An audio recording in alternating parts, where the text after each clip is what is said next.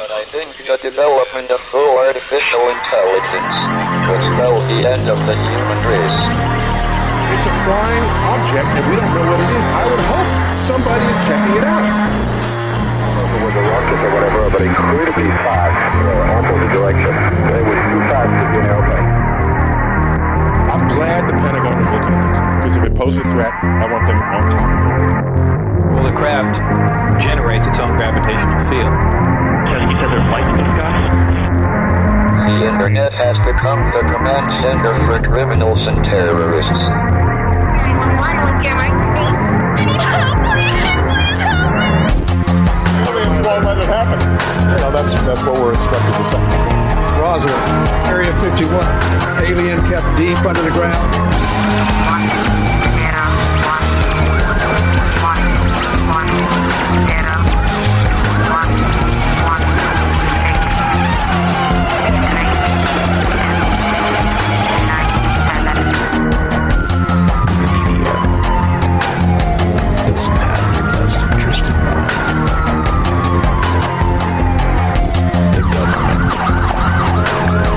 is self-serving.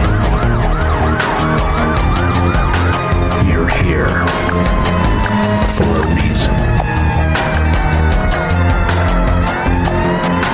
You're listening to Troubled Minds Radio.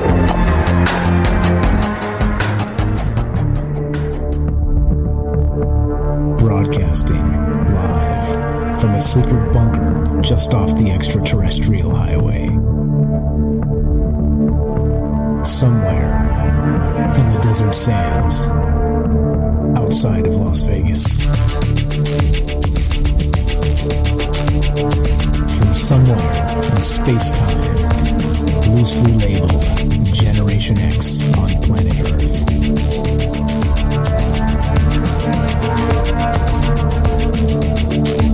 And asking questions of you in earnest into the digital darkness. Good evening and welcome to Troubled Minds Radio. I'm your host, Michael Strange. And hello to all of you who might also have troubled minds. What's up, guys? It is Tuesday night, and that means it is show night. Tonight we have a very special guest joining us from the world of academia to weigh in on UFO abductions and the entire phenomenon.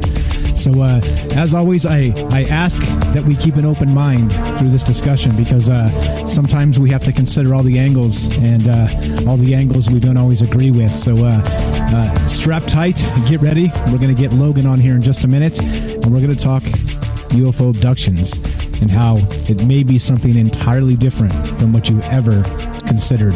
So that's what's up. So that's what we're doing, and we're gonna skip all the pleasantries, the shout outs, and all that stuff. So keep the chat coming. We'll read pertinent chat as we go, but we're gonna just for the sake of time and our guest here waiting on deck, we're gonna just pull Logan right in, and we're gonna get started on the show. So let's do that right now and get Logan in, and we're gonna talk UFOs tonight and the abduction phenomena. What's up, Logan? Can you hear me? Testing 1 2. I'm here. Right on. Welcome to the show. We don't have many academics here, so you're very welcome, and I'm glad to hear some perspectives that you've brought. I know you're probably not super familiar with the show because it's probably not in your wheelhouse, I would think. But we're an open-minded bunch. So yeah, how you doing tonight? I'm well. I am a UFO enthusiast and myself, even if I do come from a bit of a different background. So I'm familiar with quite a bit of the community. I'm sure that there's a lot of stuff that I'm not aware of, but I'm pleased to be here. Okay, fantastic. Some of that stuff we've talked about quite a bit in the UFO realm, so maybe we can help you fill in some gaps in your research there. We know kind of a lot as a community. Been doing this for nearly 3 years. And certainly, if there's any listeners that might be able to point me towards specific cases that they think might be relevant, that would be awesome. Okay, fantastic. So we are reading the chat as we go. So just so you know, guys, we're going to keep the phone lines off for the first half of this and just kind of get into this discussion here with Logan. And then what we'll do is if we have time and he's still feeling it, we'll open up the phone lines for some questions in the second half. That sound good to you? Sounds good to me. Okay, fantastic. So let's do it. So this you caught my interest, and you had some interesting things to say about UFOs in particular, and your thoughts regarding the abduction phenomenon. So regarding that, you want to just get started and kind of maybe tell us a little bit about how you got into really interested in this subject, and then how it ended up being an academic thing, writing a paper on this, and kind of how this all kind of came to fruition at this point. Yeah, I mean, this is something I've always been interested in. Funny story, actually, when I was a kid, I did a school project on UFOs, actually, the Roswell incident, and I ended up, I guess my somehow there was like a political rally in town, and I jumped up on stage and not jumped up on stage, but after the rally was done, I asked this person who, like, what happened at Roswell. I did not get a very straight answer, but I've always been interested in this kind of thing. I got kind of back into it through my graduate work in communication studies. I just went to this art gallery that was featuring art from around the community, around the city, that was inspired by alien abductions, and got to hear some different experiencers tell their stories. And it started to just kind of click for me that there was a lot of overlap with the kind of things I was studying in terms of just kind of trying to take a different perspective on the phenomenon, as not as a sort of, is it real or is it false, but looking at how it's used culturally, and what we sort of project onto it that can, we can understand about our society at large. Okay. Fantastic. And so you've been an enthusiast all your life. Let me ask you, when you asked the question about Roswell, did you actually expect an answer? No, I mean, I was 12 or whatever, but it was mostly just so that I could brag to whatever the teacher that I had done this. But it was. I was 12 as well, so I'll just leave it there. just having some fun. Okay, fair enough. Okay, so and then so full circle now. You're a grad student in communications, and so what led you to think about writing your thesis in including UFO abductions? That seems like a pretty angular take on communications, I would think, or maybe not. Maybe I'm confused, and maybe I'm the one that's not knowing what's going on here. I mean, the thing to understand is that communication is, as a sort of field of study, is very broad. A lot of what we kind of think about as communication either falls into the sort of, organizational communication, almost sort of HR and PR kind of dynamics, or more of the, journalism side of things. But there is this kind of third area that kind of drifts around with a lot of different departments, that just this sort of more critical analysis angle that you can kind of, each sort of different field is really just a sort of angle to come at a topic with. And so for communication, like I said, what I've found is that there's a lot of academic research on UFOs as a folklore phenomenon. And there's a lot of research out there on it as sort of a psychological phenomenon or media phenomenon, but there's not a lot that just analyzes it as a communicated narrative that we use to communicate sort of deeper cultural anxieties. And as well, I found that the angle that I'm coming at it with, this communication lens, really lends itself well to not taking a firm position on the tangible reality of UFOs, which I think is really important, and we can get into that as well. Okay, fantastic. So lots of ways to look at this, and we do that on this show a lot too, right? It's you got to be able to kind of keep one foot in reality, like I always say, and then also be able to speculate. You got to be able to kind of open the mind and do the mental gymnastics, and you never really know. Like, there's a lot to this, and let's go with what you wrote your paper on. Let's start with whatever premise you want to lead with here. Yeah, so this is my thesis. So it's I'll be working primarily on this for the next 3 months. It's expanding on what I have here. So the one caveat I want to give is that I'm not quite to the place where I can apply this to specific UFO cases. I know we want to do that a little bit today, but there is still quite a ways to go in this. But the basic sort of framing of this topic that I want to start with is the postmodern analysis that I'm approaching this from. So to do that, I'm using this cultural theorist Baudrillard, who is actually did not like the term postmodernism, so it can get a bit confusing. But his basic premise that's really key to this is that of hyperreality or the simulation.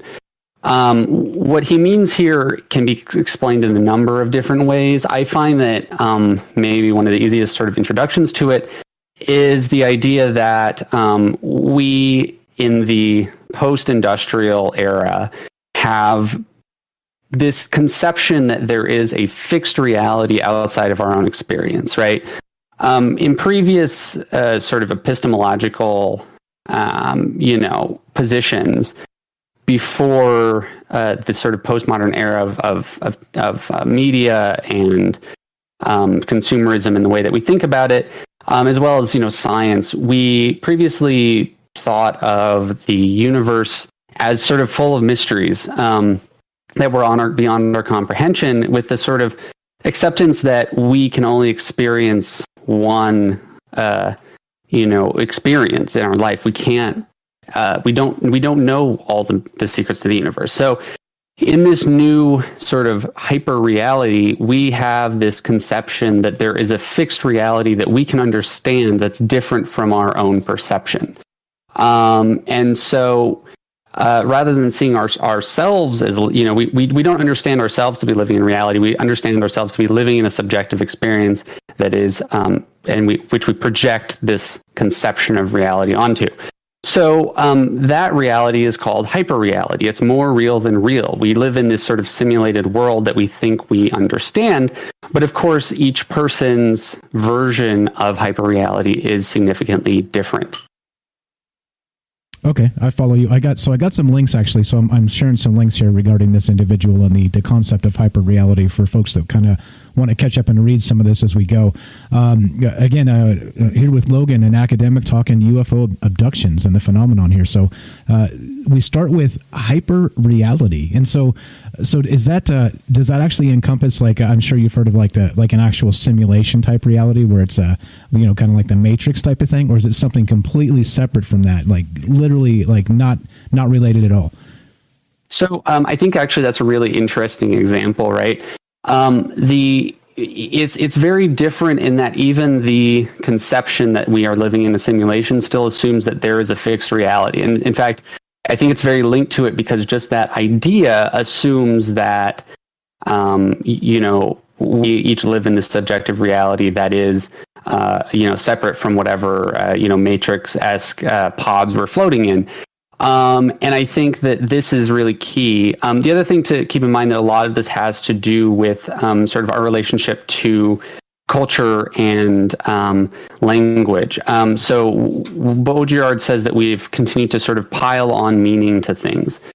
We've just continued to classify and create all these kinds of webs of understanding that have become increasingly detached from reality. I mean, an example I like to use that's kind of just humorous is the idea of blue raspberry as a flavor.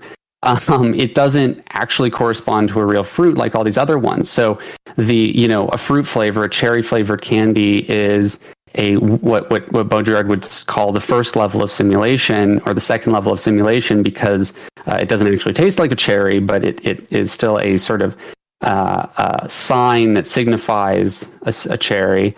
And then in the, when you get to the blue raspberry, then we're not even talking about a real fruit. We're talking about something that is a completely simulated fruit. But we still have this sort of web of knowledge that holds it up as a concept in our head.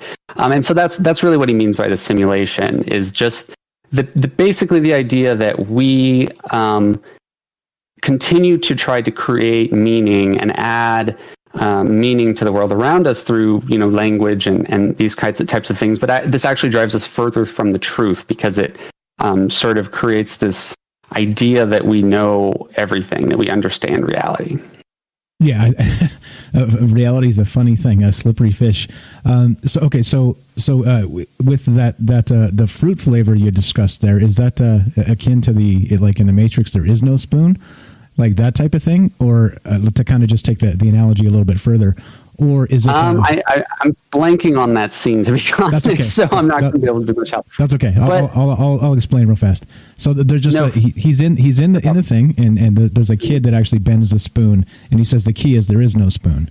So it's like he's basically saying that like the reality we're in is not the reality that you see. It's something completely different. Really, that's just a nutshell of it. No, I mean, I think that's a good idea, but I think that still, even the hunt for the concept of the ultimate reality is what Baudrillard would say is the problem that's creating this, simulated idea that we all sort of hold in our heads as a shared cultural understanding of what we believe reality is. And then when things like, UFO abductions or whatever do occur, they break our concept of what reality should be, of what we all agree on it to be. And so we have to create these kind of cultural meanings around it, to try to create an explanation, whether that be aliens or, whatever else. We tried to create a fixed concept. I have two more quick examples of this. So for one, hold on just a second. Let me check my notes here. No problem. Oh, yes. So another aspect of Baudrillard's concept was a book he wrote called Revenge of the Crystal, which was the idea that our sort of consumption and our the things around us, all the stuff, the items that we own, have this weird relationship with us where they sort of we engage in a communication with them. So for example, if you're wearing a wristwatch down the street, it's to tell time, but if you're wearing an expensive watch, it's also to sort of create an image of yourself of that tells people around you that you're wealthy. And so these types of things are another example of this sort of shared cultural meaning that we've created that sort of is removed from reality. And of course, as things get, weird in the 21st century, for instance, diamonds are actually really easy to produce now, but we continue to value them at high prices if they're not fake, purely for this, shared simulated concept. It's all a construct, essentially. One other example is deep fakes, which I'm sure a lot of your audience is familiar with. These, this technology that can replace someone's face and have them say anything you want. The real concern with those isn't that they will necessarily trick people, but that they're creating a further simulated world where we don't really know what is real, and you can just choose what to believe.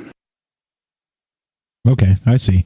So as a result of this, so we clearly are merging so I guess by this concept we're saying there is no actual objective reality, and so we're creating this in and of ourselves individually and then sharing these things together to create folklore, or I'm not sure. Maybe to some extent. So, I mean, I think that the key thing to understand is that it's not that that an objective reality doesn't exist. It's that we all believe we know what objective reality is when it's impossible to really know. The reason this is really important for my analysis as a whole is that this theory allows me to basically circumvent the issue of whether UFOs exist or what their actual nature is. What I mean here is that, you can consider UFOs to be a physical phenomenon. You can consider them to be a sort of, interdimensional phenomenon, or a psychological one, or something just completely beyond our understanding.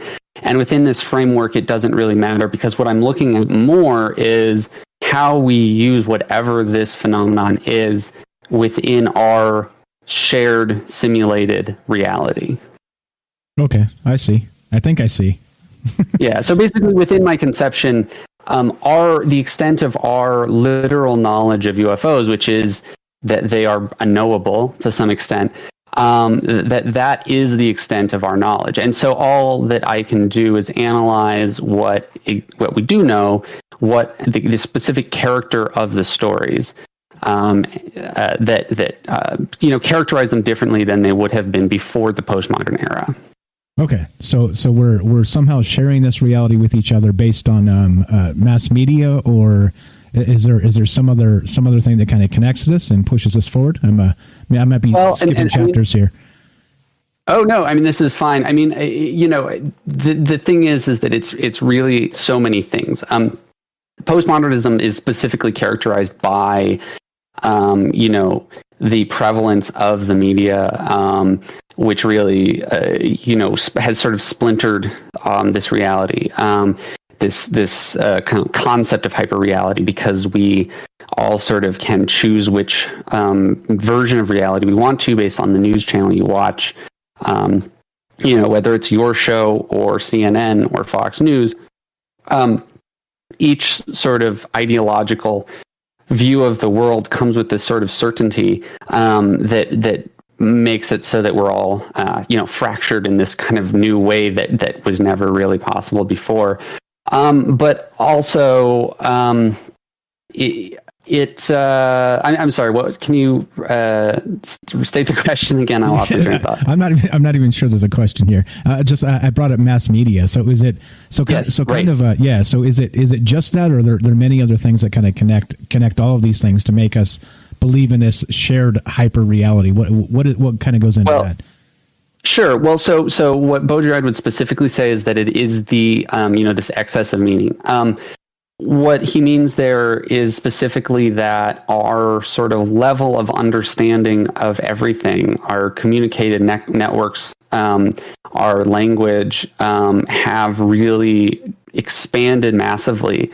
Another sort of metaphor he uses is that in the in the previous eras, if you go back to something like the Enlightenment era, the example he uses is that we began to create automatons as this sort of imitation of humans, and that's sort of the first step of removal.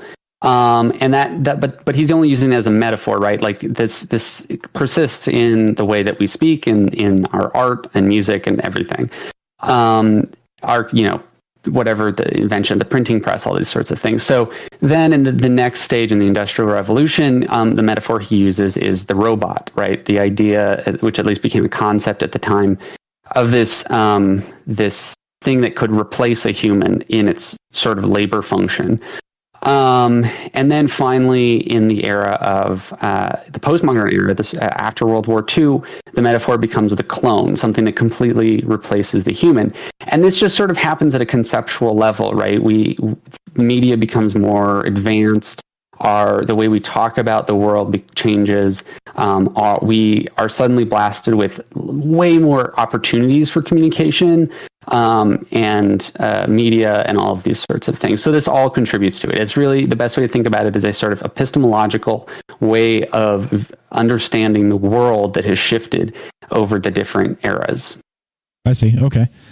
I'm tuning in. I'm locking into this. Okay. So given that, how does that relate to the abduction phenomenon then? How does that tie into what you're doing in your thesis here?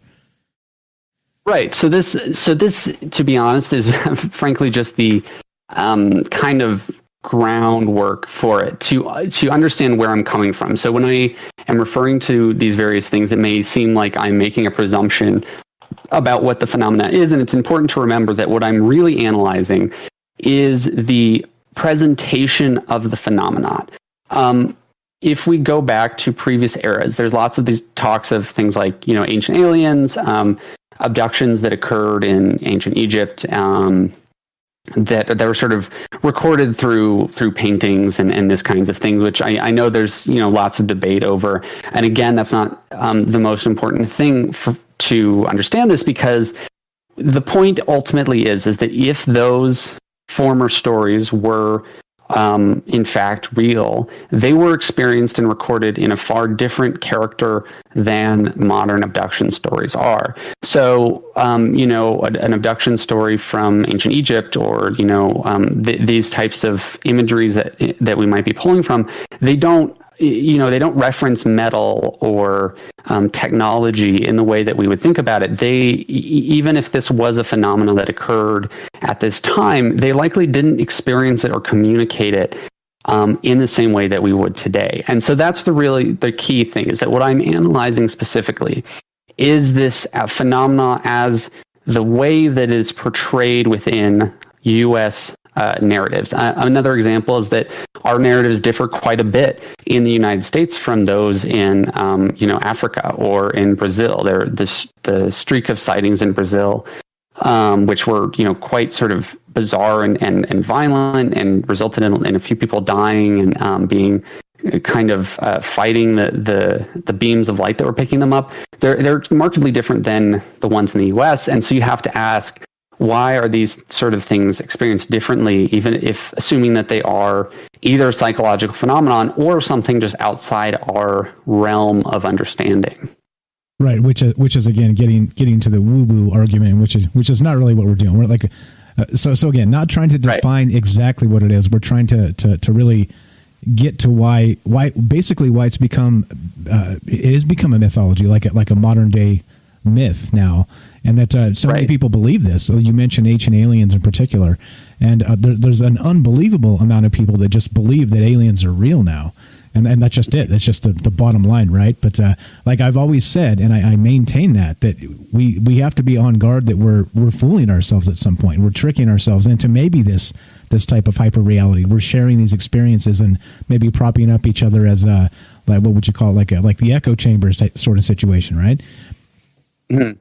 Right. And the thing that is difficult to explain about UFO abductions is, twofold. First, it's the fact that there are simply too many to simply ignore it as just a minor phenomena. There's a support group with over 30 people in my city for abductees, but at the same time, the other problem is that they are also far too inconsistent to really draw any consistent conclusions. And so I think that one of the challenges with this is that it's this sort of framework that I'm presenting should hopefully try to kind of circumvent that by saying the reason that these are different is because they are sort of metabolized so differently by the people that experience them. The only sort of frame of view that this sort of theory I'm presenting shouldn't be able to analyze is the kind of literal, these are, little green men coming in physical ships.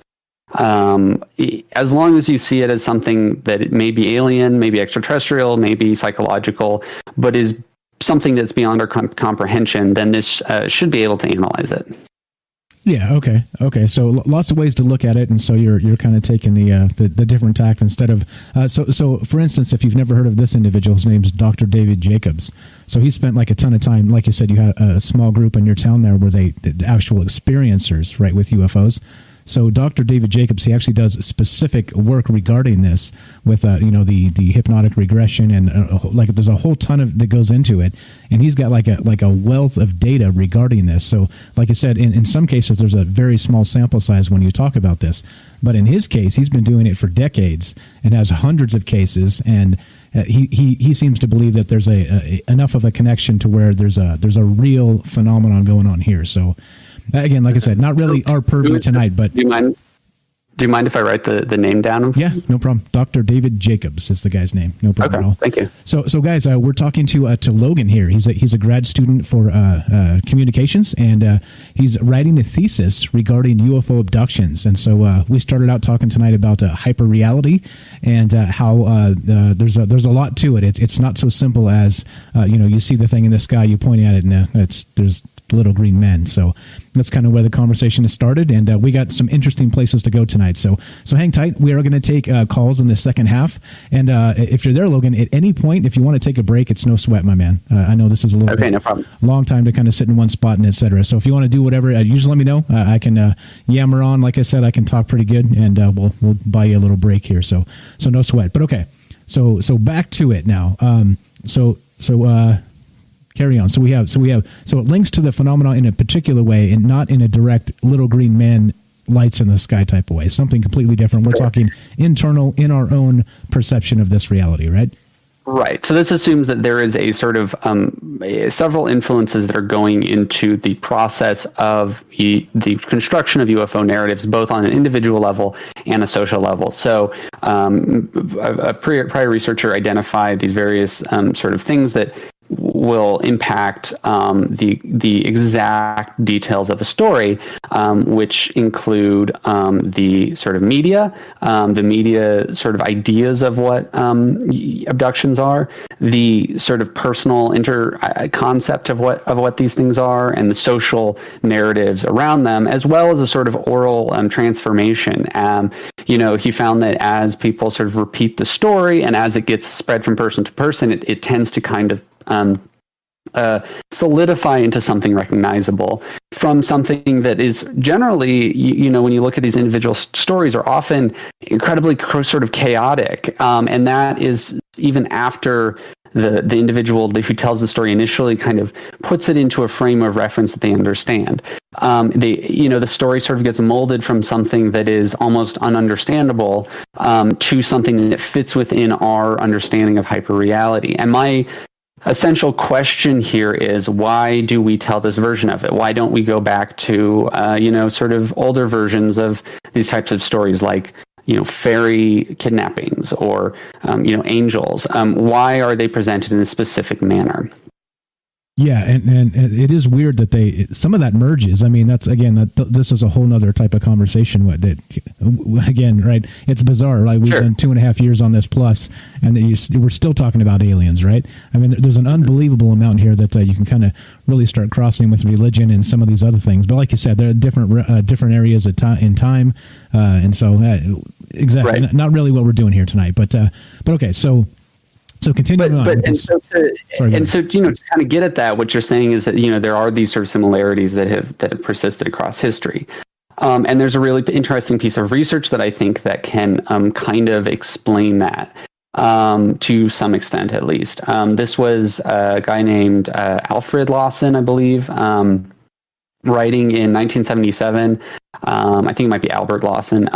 He was doing this research on abductions and abductees, and his hypothesis was that because so many of these stories, certainly not all of them, but many of the ones that excuse me, formulated the basic conception of what we think of as a UFO narrative, and undoubtedly sort of influenced hypnotic regression stories. Many of these stories came from hypnotic regression. So what he did was he took a group of volunteers, put them all under hypnosis, and asked them to just recount a abduction story. They weren't abductees; they just were telling a story to him under hypnosis. And what he found was that there was a marked difference between the volunteers who were born by cesarean section and the volunteers who had been born traditionally. So his hypothesis is essentially that the alien abduction experience is a perinatal memory of our own birth. What the hell? Wait. Do we remember that far back? Is it like I guess it's our first. Well, I mean, thought, so this gets to the idea of the subconscious, right? And where I'm trying to build on his research, and this was peer-reviewed research in psychology. What I'm trying to do to build on this is say, well, if these experiences are closely linked to our subconscious, whether through, hypnosis is well known to, draw subconscious memories. at the very least, what I can try to do is say, well, what do alien abduction narratives in the form that they take in the modern era, what do they say about our sort of collective subconscious? Okay, I see. And so, again, so I laugh. Just so you know, I'm not laughing at you. I'm laughing at my surprise here. It is one of those things, right? Quite the theory. Yeah. It's a little bit surprising to me, but okay. So kind of just squaring that up in my brain here. It does seem to make a little bit of sense that like a frightening abduction experience would be at like a C-section birth. I think maybe you're right in some instances there. So I hadn't heard of this research, but you know what? Meaning that it's very invasive, right? It's not a natural thing whatsoever. It's like somebody with a knife and they're to be crude here, but they're chopping somebody open and pulling you out. I mean, I could see how some of that really kind of fits in the subconscious thought. Sure, and specifically what Lawson found was that the people who had been born through cesarean section tended to be just sort of instantly beamed aboard the ship, whereas people who had been born traditionally described, crawling through tunnels, to be blank. It's pretty fascinating research. One thing that was, again, similar across the board was the image of having a tube inserted into the stomach or genitals, which is, again, very much like childbirth.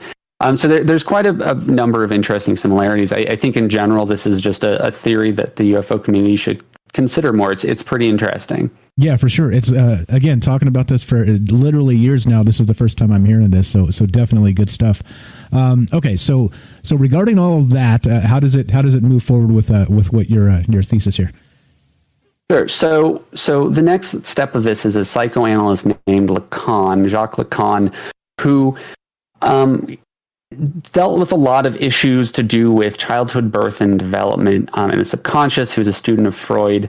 So he sort of tends to be, for me, the perfect way to analyze this phenomenon if we take it as a subconscious birth memory. What his main theory was called the objet petit a, which does not translate very well. A is a algebraic symbol in French, in the way he's using it at least. But the best way it translates is as the unattainable object of desire. What he means by this is that there's a sort of a lack that we all feel. Another word that he describes it as this sort of feeling that once we were whole, and that if we continue to work, we can be whole again. That there's this feeling that we are missing something. And he explains this through childhood development. He says that when we're first born, we can't differentiate ourselves from our mother. And then we enter the mirror stage where we recognize ourselves in the mirror. And this is sort of a traumatic event in which we start to fracture ourselves because it comes along with the introduction of language, which is also called the symbolic order. And so this goes back to, Baudrillard's conception of the hyperreal, that there is this level of experience, human experience, that is controlled by language. So the symbolic order is very similar. It's this, language that we enter, that as we develop, that sort of structures the way that we view the world. But what it does at the same time is it limits our experience so that we cannot experience the world as whole. If you think about it as a sort of web that we create with each intersecting, line as a word, as we fill out that huge web and make it more and more dense as we build our vocabulary, and not just our vocabulary, but our, understanding of all sorts of symbols around us and what things mean socially. As we do that, we create these sort of gaps in between where we feel like we cannot fill in the meaning that we need. And so that would be what Lacan calls the objet petit a, or the unattainable object of desire. My thesis is that the alien abduction scenario is a recall of the perinatal memory, but not just the perinatal memory, a imagined reality before we were born when we felt whole. And the specific character that we paint on top of it with little grays and certain this sort of advanced scientific equipment can tell us a lot about what we as a society believe what being whole means. Okay, I think I follow you. So you're saying it's a fracture, and we can't again. So we're now taking the hyper reality, and then we're fracturing ourselves into really like I don't know, like at least two different distinct things that we just can't even like. So we're literally just taking like the idea of the self, throwing it in a blender, and we get a bunch of pieces we're trying to put together. I mean, essentially, right? We have a conception of ourself, and the sort of hyper reality, the complexity of our symbol system, is sort of this thing that we try to master but it ultimately only gets us away from ourself. As the sort of web of meaning becomes more complex, we start to sort of fill in those gaps, but we'll never truly feel as though we were basically, as we were before we were born. But of course, it's an imaginary state. We don't actually have a memory of this. This is just a concept that we have in our head that forms through our sort of traumatic development. If you want to think about it simply, it's an identity crisis, right? It's a crisis of feeling as if there's something you're missing. And so I think that alien abductions occur. If you want to take the psychological route, you could argue that alien abductions occur when this sort of these anxieties come to the surface, when they sort of finally bubble over and you have some sort of break or something. Or you could say that these are a phenomenon that is just beyond our understanding. And when we try to map our own world back onto it, especially through the subconscious memory recall under hypnosis, we map our idea of what occurred onto it.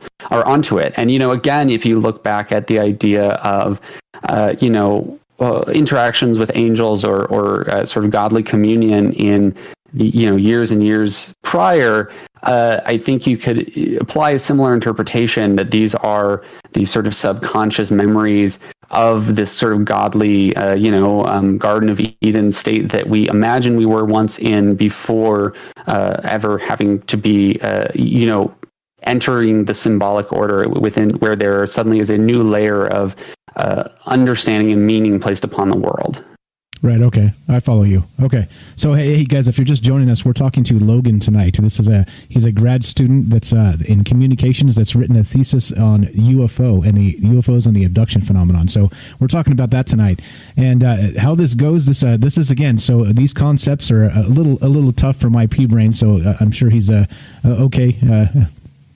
Dealing with my stupid questions, but we've done so far so good, and I haven't like spurged out and had like a smoke come out my ears yet, so I think we're okay, and I think I'm following along here. Let me ask you though, before we get into the rest of this, and I'll get back to Garden of Eden in a sec. Have you personally ever seen a UFO? I've not. I've certainly seen things that I thought was a UFO or hoped was a UFO, and then I quickly realized was a plane. That's about as much as I can say there. Okay, and then another question that I kind of skipped over that I should have asked earlier is that you said you had a little group of UFO experiencers in your town. Have you spent time with them and actually like maybe doing interviews or things like this? That's something I'm working on currently. Like I said, a lot of this analysis came out of conversations that I had with some experiencers at a art gallery where they were presenting, and just sort of, seeing several sort of reoccurring themes come up, and also just interesting. Well, one of the things I was mainly interested in is the fact that many people attribute things that are sort of what we might call high strangeness simply to UFOs by default. And that is really the crux of what I find interesting, right? I think that this begins to get a lot stickier when we apply it to specific cases, because I don't want to make presumptions about those experiences. But what we can analyze is the way that these things are metabolized into our culture. And so one of the people that was at this art gallery talked about how he woke up one morning with a strange object in his tooth, and then was bleeding a lot from the mouth, and a dentist didn't know what it was, and then he called his brother, and it turned out that his brother had the same thing happen. And they attributed these incidents of, what I'd call high strangeness to UFOs, despite never have actually seen anything outside or had an abduction memory. But that was really the crux of what I found interesting, right? Is what is the reason that we craft these very advanced narratives that may be detached from the actual stories? Why do we craft these narratives culturally to make sense of them? Yeah, it totally makes sense there. Just a quick fun question. Do you listen to the Mysterious Universe podcast? I'm familiar with it. I haven't listened. Sorry, you cut out. Maybe you cut out as well. Maybe I did. Do you listen? No, I'm still here. Okay. Can you hear me? Yeah, it just kind of went muffled. No, I have not. I have not listened to Mysterious Universe, but I am familiar with it. Okay, interesting that you use the term high strangeness. They use that literally every episode. So I thought for sure. Yeah, it's a good term, I think, because like I said, one of the things that I'm sort of pressing in my thesis is that it's really important to acknowledge the unknown, right? One great quote that I read is that the UFO is only knowable by sort of embracing that it's unknowable. We can't, trying to make presumptions, especially in a academic setting, of what specifically the phenomenon is really difficult, because it starts to just get messy really quickly. And again, I think that comes down to the fact that there's both a high number of these cases and a lot of inconsistencies. Okay. I'm with you. Okay, so back real quick to your Garden of Eden there.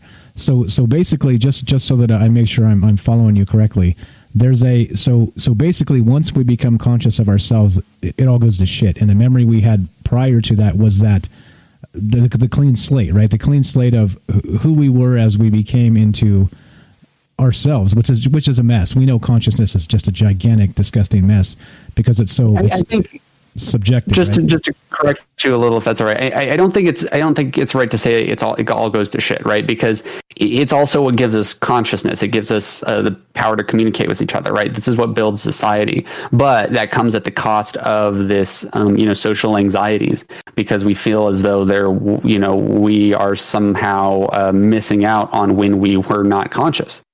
Okay, I see. So it's so not really.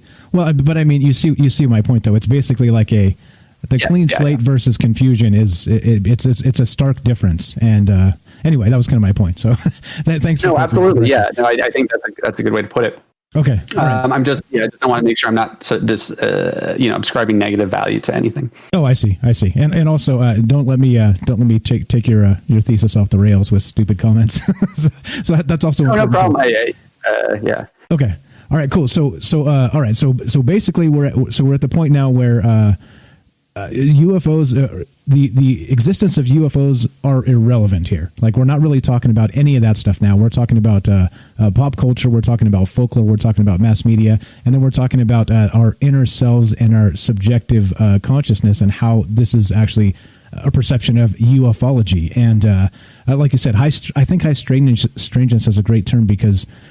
Just like you said, it ends up in a situation where there's so many things that we don't know, like scientifically, that, and that's what the show's about often as well, is that a lot of these things, whether you're talking about ghosts or, like you said, angels previously, or, demons or these types of things, it ends up that they fall, like this high strangeness does fall into pockets of, maybe folkloric explanations, I guess, like it could be a demon, it could be an angel, it could be a ghost, it could be a UFO, right? So like the same thing, it's kind of like the Plinko game. You drop the thing from the top and the high strangeness ends up in this category or that, right? Like, as people, we trying to explain it one way or the other. So yeah, okay. Right, and what's unique, I think, about the postmodern era is that there is an attempt to explain this in a far more rational way than in past generations, who might have chalked it up to magic or divinity or whatnot. And so the fact that we put this sort of scientific lens on it, I think, is really key here. Okay. Which again, right, is it's part of the equation though, because we're talking about in high strangeness. I think you have to try and quantify it scientifically anyway. So I mean, there's a lot of things here that they're still clearly still working on. That maybe something as basic and simple as ghosts are a thing, and we just don't really know how to quantify that yet scientifically. And so this work is still going on. It's a thing, electromagnetism, and there's a ton of this. But okay, so I'm with you. But I would argue, as far as ghosts go, the current way that we treat ghosts again is markedly different. Ghosts are a very new invention, really, that came around in essentially the Victorian times with the spiritualist movement. That's our modern conception of ghosts. And that conception of ghosts is significantly different than similar stories that have, of course, existed. But they're different in the way that the spiritualists specifically tried to essentially quantify them, right? They tried to talk to them. They tried to do all these things. And we have to wonder, is there really a benefit to the sort of scientific exploration to this? At the point where we are now, where it seems like we should have had some sort of conclusive evidence at this point. What I'm sort of questioning with this sort of theory of post-modernity is whether it's even necessary to do such a thing, or is that just a product of our culture that changes how we experience these things? Okay. I'm with you. So we got some interesting comments that we'll get to in the second half. Keep the good questions coming, guys. That we'll take some of these in a minute here. We're going to make sure we get through his entire idea and kind of go through this. And again, somebody in chat said, and I want to point this out. So Axel said that these are some pretty dense concepts to try and apply to a general type audience. So that's why I'm trying to knucklehead it down a little bit too, because it's hard for I apologize if I'm being too too scared. If anyone has a question about a specific term or anything or clarification, I feel free to throw it at me. Okay, appreciate that. And you're doing you, and that's what we need. That's a good thing. Okay, so then back to Lacan. You say his name? Lacan? What's his name? Lacan. Yeah. Lacan. So basically, what's important to take from him. If I just want to sort of summarize where we are so far, using this hyperreal framing, it's irrelevant what the actual fact of the matter is, because what I'm studying is the constructed reality that we have all sort of agreed or even disagreed, but the general concept of what we think of as UFOs in our culture is really what I'm trying to analyze here, rather than get to any sort of real truth, because within this framework, it posits that real truth can only be found through the reality that we have constructed. And secondly, I'm using this Lawson's perinatal hypothesis. So the idea that these alien abductions may be linked in some way to the birth memories or pre-birth memories. And analyzing that with Lacan, the psychoanalyst, who I'm using to say, these memories are a memory specifically of our conception of what you could call the Garden of Eden is, right? If you think of Eden as a metaphor for the pre-birth state, the pre-socialized state, before we enter the messiness of society, the UFO symbolizes our cultural conception of what that state of being is, or what that experience is. Okay. Fantastic sum up. Yeah, so if we're ready to move on, the last sort of key piece of this is another philosopher named Heidegger, who wrote a really interesting essay in the 1940s titled, I'm sorry, I always get this one wrong, The Question Concerning Technology. And what he posited was that technology is not only a state of matter, it's not just machinery and inventions and these kinds of things, but it's a state of mind that we have entered in the modern era. And so what he's talking about is that we have shifted our view of the world so that we no longer see nature as this unstoppable force that we would have to conquer, to master, or that kind of thing.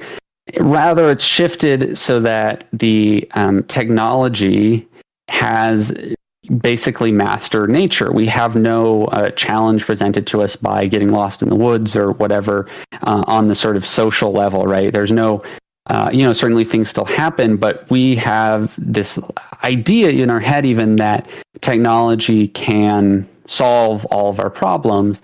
And even if there are challenges, we can sort of engineer our way out of it.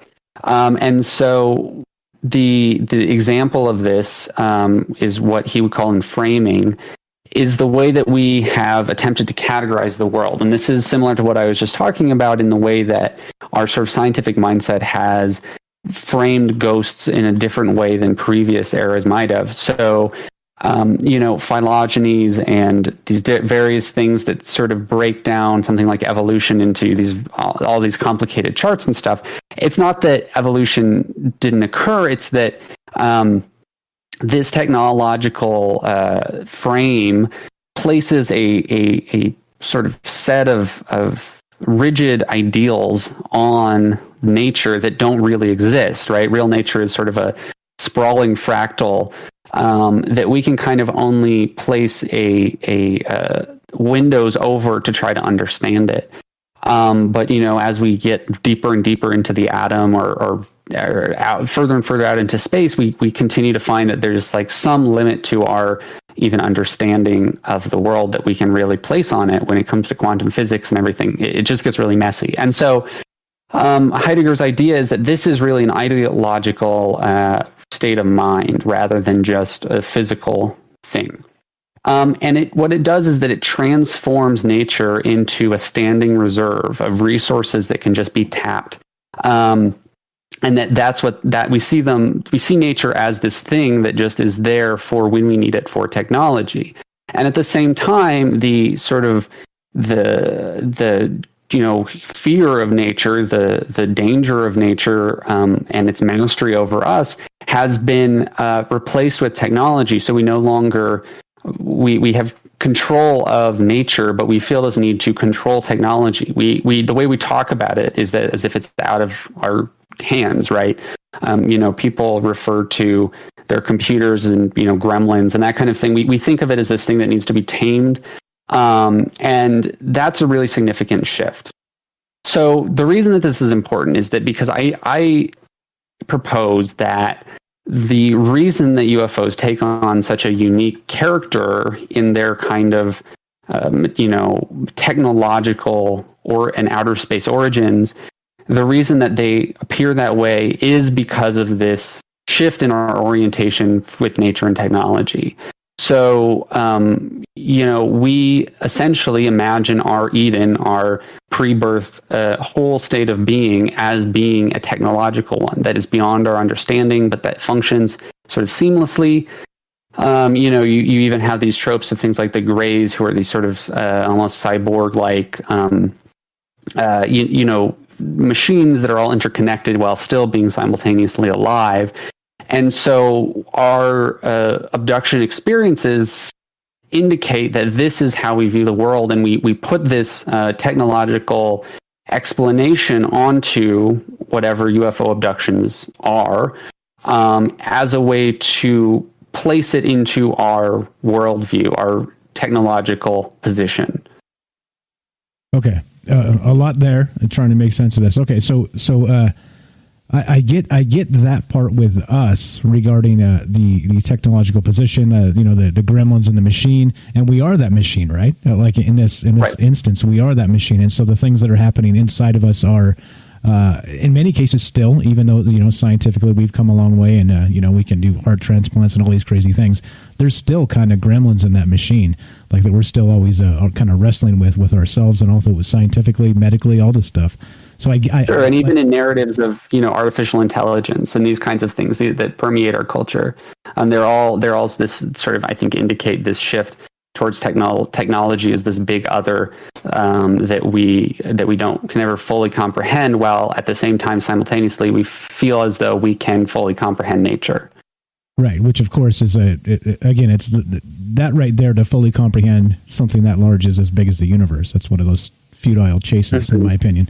Okay, so just a heads up, guys. We're here kind of discussing. This is Logan, and he's a graduate student in communications that's written a paper, a thesis regarding UFO abductions and how maybe that has permeated the culture and everything else that we're talking about. Culture is only one little slice of this. There's a ton here. So if you have questions for him, we're going to do questions in the second half if he's keen to stay for a little while. And just type. Perfect. I appreciate that. Hope you're having a good time. We try and have a good time here and just chill out. But okay, so just type them in, type the questions in, guys. We'll read some of these as we go in the second half. But we're going to get through his entire idea here. And keep in mind, remember, you got to have an open mind with this stuff. Remember that UFOs it's not a scientific thing. It's just not. Like there's so many things regarding consciousness.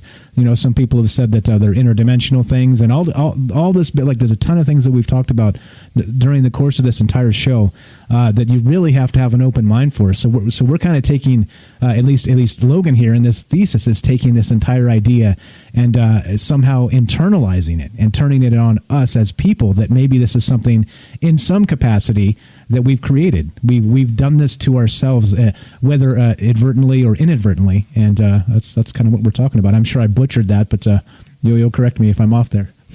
Oh, no problem. Yeah, sounds about right. I can offer just a few kind of more specific details or examples here, if that would be helpful. So we one of the major themes that come up a lot in UFO narratives is the theme of nuclear capabilities, right?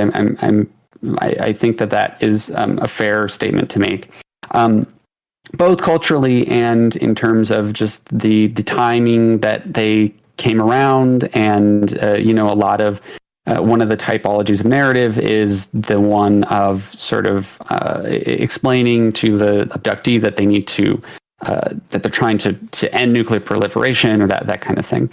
I think that, again, if we were considering this as a perinatal, pre-birth ideal, this vision that we have, that we may either be, writing over some other experience beyond our comprehension or a psychological one, whatever it is, these narratives that form in our culture around it seem to indicate something about the need for a existence beyond our own Earth. And so if we think about, again, this Lacanian idea of the lack or the unobtainable object of desire, that this could also be about the sort of nuclear domination. Again, returning to Heidegger, the idea is that technology has now conquered the world over nature, and I think that the nuclear bomb is really the ultimate example of that it has put us in full control. We have the buttons, and so while previous conceptions, even let's go back to this idea that UFOs are an updated version of this sort of angelic communion. Those types of stories, the idea of heaven being in the sky is a relatively new one. And similarly with UFOs, I think that is a really key, important element to it, that these beings we all assume come from outer space. Whereas, of course, if you talk to people deep in the UFO community, they'll say a lot, we don't even know. They may come from other dimensions or inside the Earth or whatever. But there is this cultural assumption that we all make that they come from outer space. And I think that is really key, because it means that we see outer space as the last frontier of the unknowable. And one of the things that I think is really important about all of this is the importance of accepting the unknowable, that there are things that are unknowable in the world. And that may be the best way to think about these, rather than trying to place increased meaning on them, because they just don't fit within a scientific framework. The scientific frameworks. You end up spending too much time outside the scientific framework, and you end up doing a show like this. That's true. But I think that there is some value, and what I should clarify though is that when I'm talking about scientific frameworks, I'm not talking about I'm not necessarily talking about physicists or these recent, the reports that have come out of the federal government saying that they're looking into these, phenomena. That's not exactly what I'm saying. What I'm saying is any type of attempt to rationalize these as within a contemporary, modern or postmodern, if you will, model of looking at them. So that includes, trying to find typologies of aliens, or trying to understand the types of equipment that the aliens have, or what planets they come from. I think, from my personal perspective, at least, I think that these types of things actually push us further away from coming to any kind of real understanding of the phenomenon, because they look at them far too, technologically. We assume that whatever entities are contacting us, we assume that they are similarly technological and similarly framed in the symbolic order that we are, where they may be completely beyond our comprehension.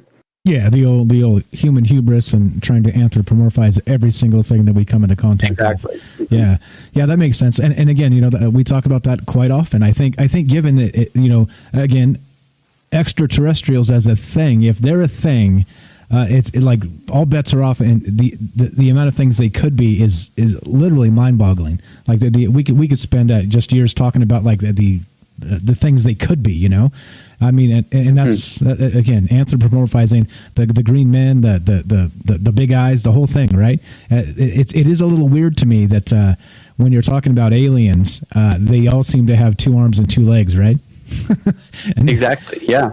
There's right, and I think that's again, an indication to me that we're dealing with something incredibly human, even if it is something that we can't possibly understand. And I think that as well, I'll leave you with this if we're ready to sort of move on to the second half. I'm about at the end of my, going over my notes. Sure. But to sort of wrap up with that, I think that a major part of the problem with modern ufology is trying to apply a scientific model to something where there isn't any. Like I said, I think that it's a lot more productive to use terms like high strangeness and approach these things from a sense that they're unknowable, and that by looking at them, we can learn a lot about ourselves and the way that we process them. And I think that there's a lot of value in sharing these stories as well, because clearly they are culturally meaningful to people as they resonate with us. But the example that I would give that I think is a far more productive example of how to discuss these phenomenon is the story of Sun Ra. And he was a jazz musician who claimed that he was abducted by aliens in the 1950s, years before, it would have been years before Betty and Barney Hill were abducted, although he only sort of came out with the story afterwards. So, there's some questions about whether he was making it up or not, but I think that that's really irrelevant, because it was in the way that he used this story as a ambiguous narrative that was really powerful. And the way that he talked about sort of his philosophy and stuff, his whole sort of the core of his philosophy, because he did do a lot of writing and speaking to his audience, besides being this sort of Afrofuturist who talked a lot about a way to liberate, find equality in among races in America. His philosophy of it was extremely futuristic and sort of optimistic, in that he felt that UFO stories and narratives of traveling to outer space could be used as a really useful tool to as a society. And a lot of the stuff that he wrote was incredibly ambiguous and was meant to be so because he wanted people to interpret it their own way. And when it came to his personal abduction story, he was incredibly precise and told it the same way every time, but would not respond to any further questions. And I really analyze this as a way for people to use the story as a narrative in a way that, past generations before the postmodern era, before we tried to press a scientific boundaries onto these types of things.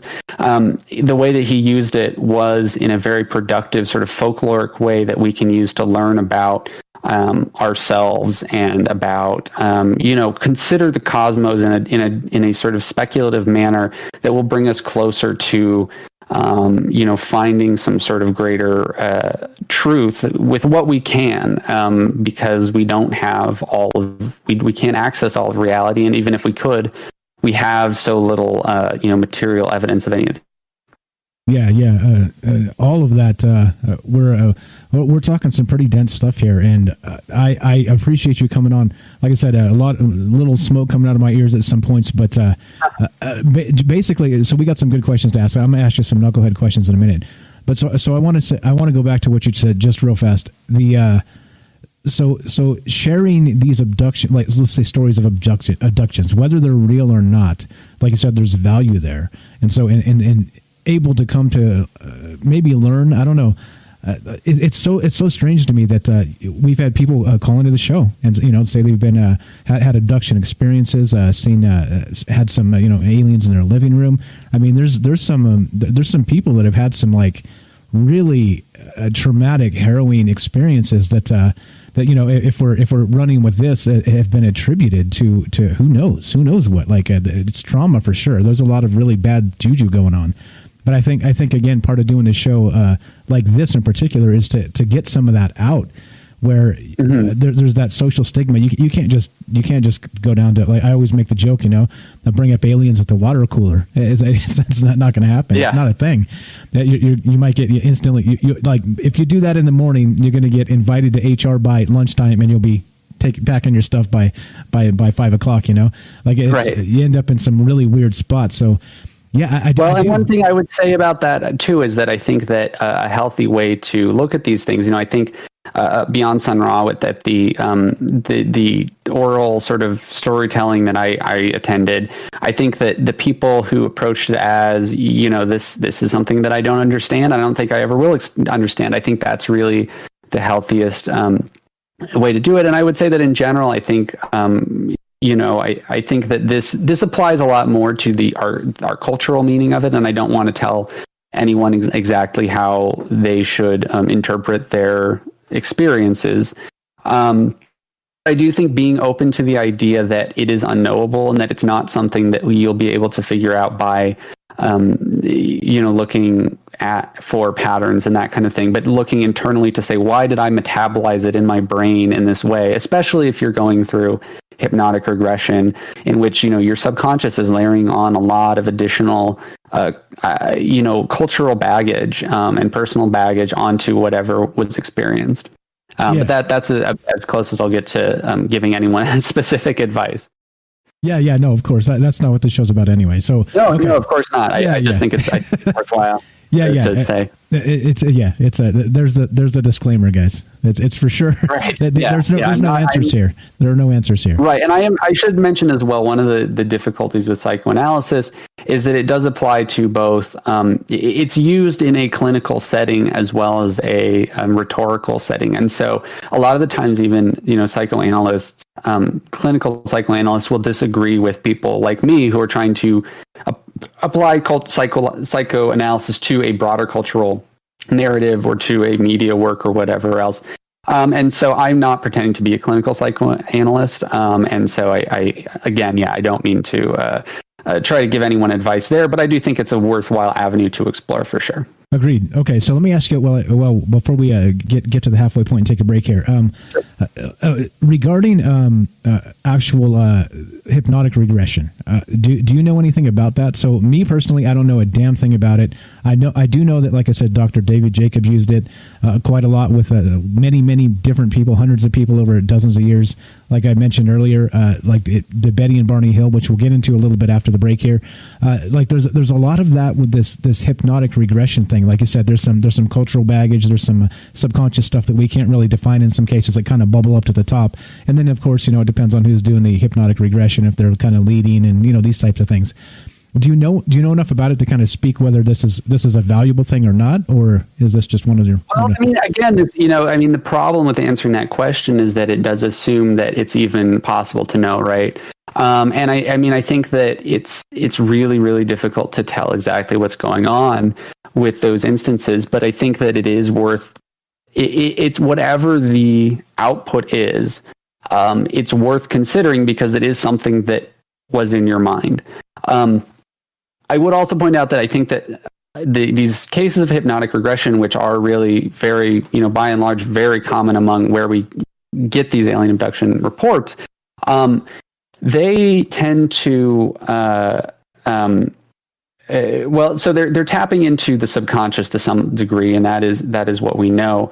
But it's also a really good example of this concept of hyperreality, in that once you go under psychoanalysis and you tell yourself, or sorry, not psychoanalysis, hypnotic regression, you go under regression and you repeat a story while you are unconscious, and then you either listen to a tape back to it, or the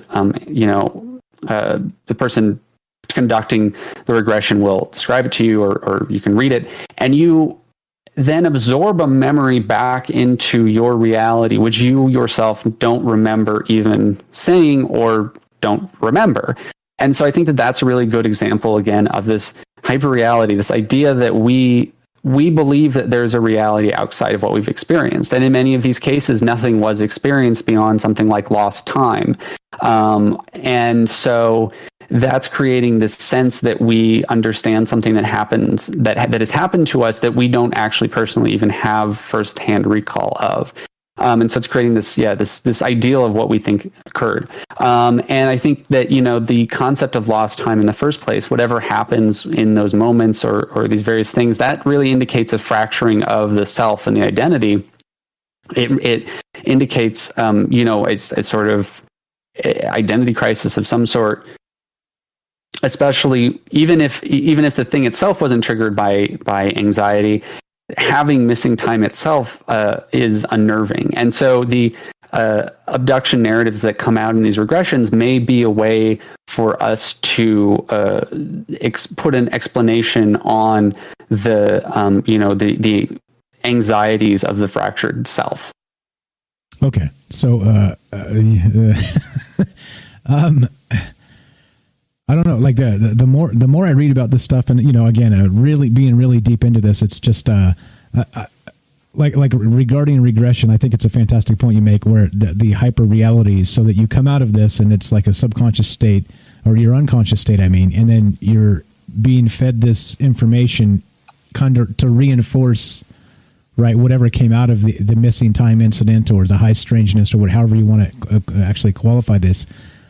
But then it becomes what somebody told you it is, right? I think that's a great way to put this. And yeah, and I mean it's even as if it the regression occurs, but it may I'm sorry, I'm stumbling over my words. But the point I'm trying to make is that this is a story you have told yourself. It's important to remember, if you go into regression, that you are not remembering something when you read back that transcript. You are remembering, or you are being told a story back to yourself. And whether or not how you choose to believe that as literal or as psychological or whatever else, it is up to you, and so it's just an important aspect of that it is not to be subsumed into the belief that whatever you said is literal, because it's there's no way of knowing. And so you have to kind of detach yourself and not let that retelling, you can't let yourself control yourself through this regression, if that makes sense. I'm kind of going all over the place, but I hope that makes sense. No. Hey, you're in the right place. I go all over the place, man. I range all over the place. No, okay. So just what I wanted to point out, like, I was just curious. So just in a nutshell, do you think if you've had like a bout of high strangeness, do you think that going for regression is a positive thing, or do you think it's something that should be avoided, just in general terms? I think it depends a lot on who you are going to. I would make sure that you're avoiding, and again, I don't want to make specific recommendations, but I think that making sure that you're going to someone who is going to offer you psycho or psychiatric or psychoanalytic analysis along with it, and is not going to just jump to the conclusion that it's real immediately, is important. But that's about as far as I'll go there. Like I said, I think that there is value in thinking about these things, and whether or not you choose to take abductions as a literal experience or not, I think it's really key to to dealing with them and to dealing with other people's stories of them, is to consider what they say about us as a society, as well as the sort of real literal reality of it. Gotcha. Okay. All right. Good enough. Okay. So now I'm going to ask you some knuckleheaded questions. We got a few minutes before the break here, guys. I'm going to ask some knucklehead questions, and then type in the chat if you want to ask some questions. We'll also open up Discord and the phone line in the second half here. So if you want to actually talk to Logan and ask him some direct questions, I think he said he's cool with that. So we'll do that in just a bit. But I see lots of good questions out there. Keep them coming, and we'll get to them in just a sec after my knucklehead questions, because I have to ask the knucklehead questions, right? All right, so these are ish, right? Ish. So like if like 5149, there's no like any definitive anything here, okay? But if you were a betting man, do actual extraterrestrials exist? Like I said, knucklehead questions. Sure. Yeah. I mean, I think from my personal perspective, I would like to think they do. I guess, subscribe to the notion that the universe is large enough that I doubt that they don't exist. But I'm speaking as a person here, not as a researcher. And, from the frame of my research, I have to assume this postmodern position that it's unknowable. But, I think on a personal level, I believe that there's probably alien life somewhere out there. Somewhere out there for sure, which I knew you would probably say, because that's the easy one. That's the easy one. It is the easy way out, I'll admit that. It is. But hold on. So like I said, more knucklehead stuff. So, given that, do you think at some point ever, or currently, we've had contact with them? Do you think there's any kind of evidence, at least culturally, or in kind of your gut feeling that maybe this is a thing, or just not enough evidence is okay too? Yeah, I mean, I would like to say yes, but I think I'd have to say just not enough evidence. I have to come back to this problem of inconsistencies, that I think that if we have made contact, it is in such a way beyond our understanding that what we have in any way recorded as communication with extraterrestrials is either not at all what we think it is, or simply is being experienced in a way that is not the same as what the extraterrestrials are experiencing, if that makes sense. A key part of this is that there is within sort of social sciences, or within the idea of communication, it's a two-way street, right? You have to have communication on both sides, and it's kind of what you might call the Hegelian dialectic, which is this idea that you are conscious because the person that you're speaking to recognizes your consciousness, and you recognize that they're recognizing your consciousness, and it kind of goes down this like fractal pattern. And that just does not exist in the stories of alien abductions. There's this sort of lack of awareness on the part of the aliens, this otherness to them, alienness, right? And so I think that even if we have contacted aliens, it's difficult to really say that we've contacted them if there is a lack of two-way communication. And certainly, I know that there's the whole sort of Eisenhower conspiracy and that kind of thing. And I'll admit I'm kind of writing that off. But the evidence that I have seen, I think it's just a lot more complicated than we currently make it out to be. Sure, of course. I think that's a fair response. This whole show is about basically. It's complicated. In a nutshell, exactly. It's complicated. It's not so easy as that. Lights in the sky do not equal little green men. Let's talk. 2 years later. Right. Yeah. Okay. So, all right. So we're going to take a quick break here. So again, we're actually talking with Logan here. He's a graduate student in communications that's written or is currently writing a thesis regarding UFO abductions. So if you've been hanging around listening to this, fantastic stuff. You were great, Logan. By the way, that communications major's coming through solid, man. Coming through solid. You were fantastic. But if you guys have questions here, type them in the chat. We'll ask them to Logan here regarding his thoughts on all of these things and whatever else. And like I thought I'd lead with the knucklehead stuff so that we didn't feel any question was too dumb. No problem. Exactly, get that out of the way. And then also and if there are questions, I understand. Sorry, why you'd ask them for sure. It's the logical, yeah. Yeah, I mean, it's curious to see what an academic thinks of these things, and it's interesting too, right? I use the term, quote, academic, but it's not really fair because there's so many different types, so many different kinds. Sure, you know what I mean? Okay, I will say, at my university, there's as well as a physics professor that is really invested in investigating these kinds of things. So there's definitely pockets of academia where this occurs, even if it's not the most widely accepted thing. Yeah, for sure. And there are, I don't know if you've heard of Avi Loeb from Harvard. I mean, he's one of the most well-respected actual, what would you call it? He's I don't know. He's way up there. He's one of the top 5 in the world of, I can't get the term. But Ufologist? No, it's like a astrobiologist, Oh, sure, yeah, something like that. It's something like that. I don't know the exact term, but he's well respected and like I said, tops in the world here. And he actually comes out from time to time with some stuff that just turns the world on its head because he's kind of allowing himself to think outside of that box, right? Kind of outside of that academic framework, like we were talking about earlier, which you kind of have to be able to step out of to really give it its paces, right? You really have to think outside the box. Otherwise, you're just kind of doing what you're told, you're kind of regurgitating the stuff. So I appreciate your take so far because, in my opinion, you're doing exactly that. You're kind of taking some of the stuff from the past, some philosophy here, some cultural stuff here, and you're kind of applying it to, of all amazing, cool things, aliens.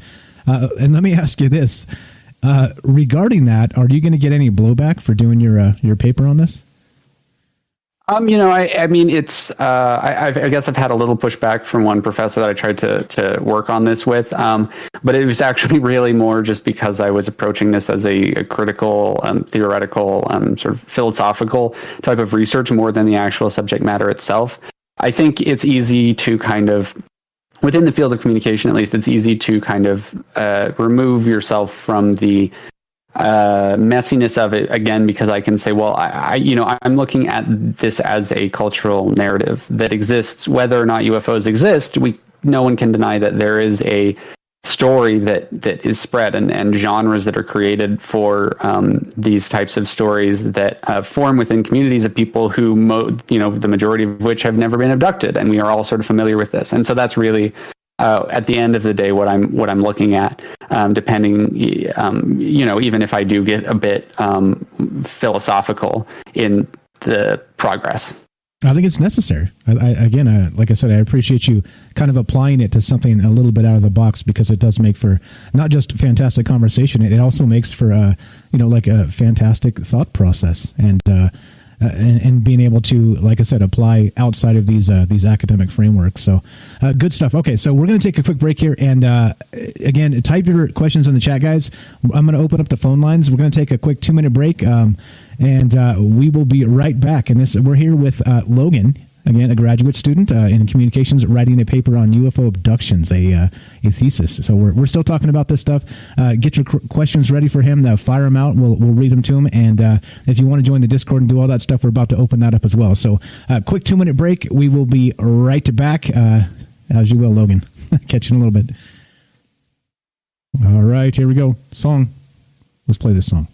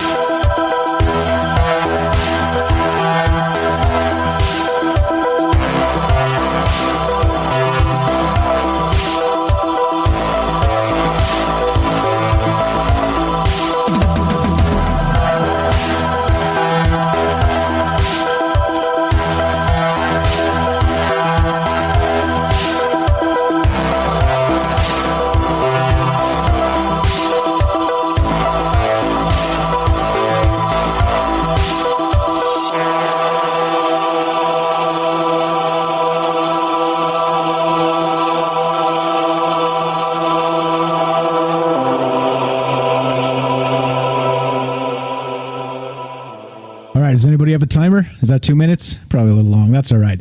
I'm getting the phone lines up, and we're here talking with Logan, graduate student in communications, wrote a paper on UFO abductions. And can you believe this? Can you believe this? Right? This is good stuff to me because it tickles my heart that academics out there are looking at the alien abduction phenomenon one way or the other. Right? It doesn't really matter. I think when you given. No matter how you want to look at it, and no matter how you want to say specifically that this person's an expert, or that Graham Hancocks, or the Tom DeLongs, or the Lou Elizondos, whoever these guys are, the world, right? These UFO experts. The truth of the matter really is there's no such thing as a UFO expert, right? I mean, let's be real here. Is that this high strangeness, this phenomenon that we're always talking about is about. Our perception of it, and what that really means, it could mean a lot of things. And I appreciate this again, Logan, for coming on the show and sharing his thoughts with us. It's again, for me, we talk about this stuff quite a lot, and often a more literal sense, and to kind of stretch the brain here. And like I said, a little smoke coming out the ears, I think, is good for me from time to time. So definitely good stuff. Thanks for having me. I appreciate it. Thanks for being on the show. Okay, so with that said, it's question time. Actually, we're going to get into Betty and Barney Hill a little bit, so we'll see what the questions, where that goes, and then maybe we won't get into that. Depends on you guys. So smash the questions in. The phone line is up, so if you guys want to be part of the show, we're talking with Logan here, 702-957-1037. You can click the Discord link and join the show that way. Troubledminds.org is the official website. You can find both the phone number and the Discord link there, and let's read some of these questions and get into this. Anything you want to add to kind of wrap up your thesis there, or you think you got it all? Any quick? I think I'm sure there'll be some things I'll want to add, but that's about all that I have for now. Okay, sweet. Let's go. So Bailey says we started this conversation suggesting that simulations are antithetic to hyperrealism. How does this hyperrealism theory differentiate itself from a belief that the simulation cannot be explained? That's a big one. Okay, so I hope I'm understanding the question correctly. I know it's a lot of big words, and it's a lot of big words coming at me as well. It's a complicated topic, but if I'm getting the question correctly, I think that the idea is that what we think of as the simulation in pop culture is in a similar way that the UFO phenomena might be expressing certain psychological understandings about the world, or anxieties, or things that we're just recognizing. Art and literature that addresses this idea of the simulation, it really is sort of.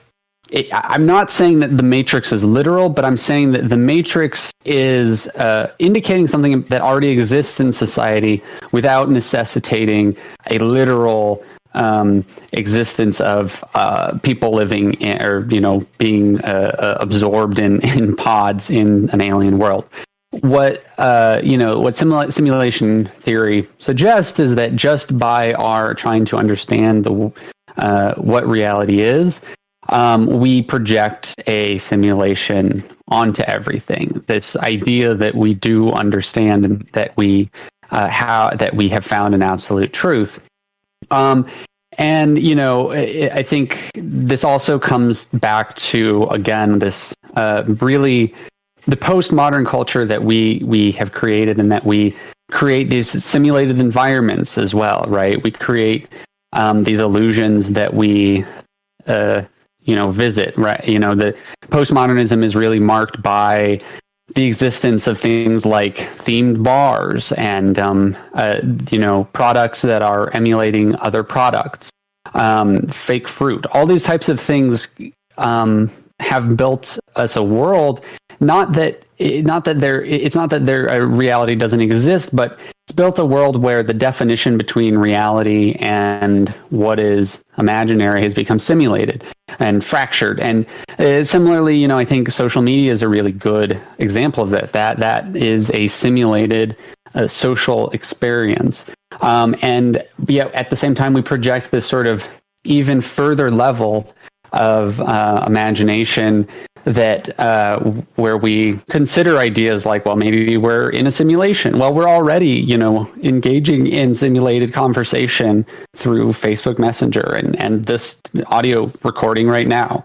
I can't see you, but I have the image in my mind that you exist out there somewhere, and that is reality. But that is a simulation because I, can't see you. I have no proof that you are really there. This is just my subjective experience. But all these little social pieces that have been built up through technology and through complicated social norms and fashion and branding and all these things have created this world in which we are sort of floating above reality in increasingly complex layers where it becomes difficult to, as much as we try to scramble to the top by adding more layers of meaning and symbols on everything, we just continue to fall, or we just continue to sort of pull ourselves further away from the actual reality, which is unknowable on some level. And that creates a lot of anxiety.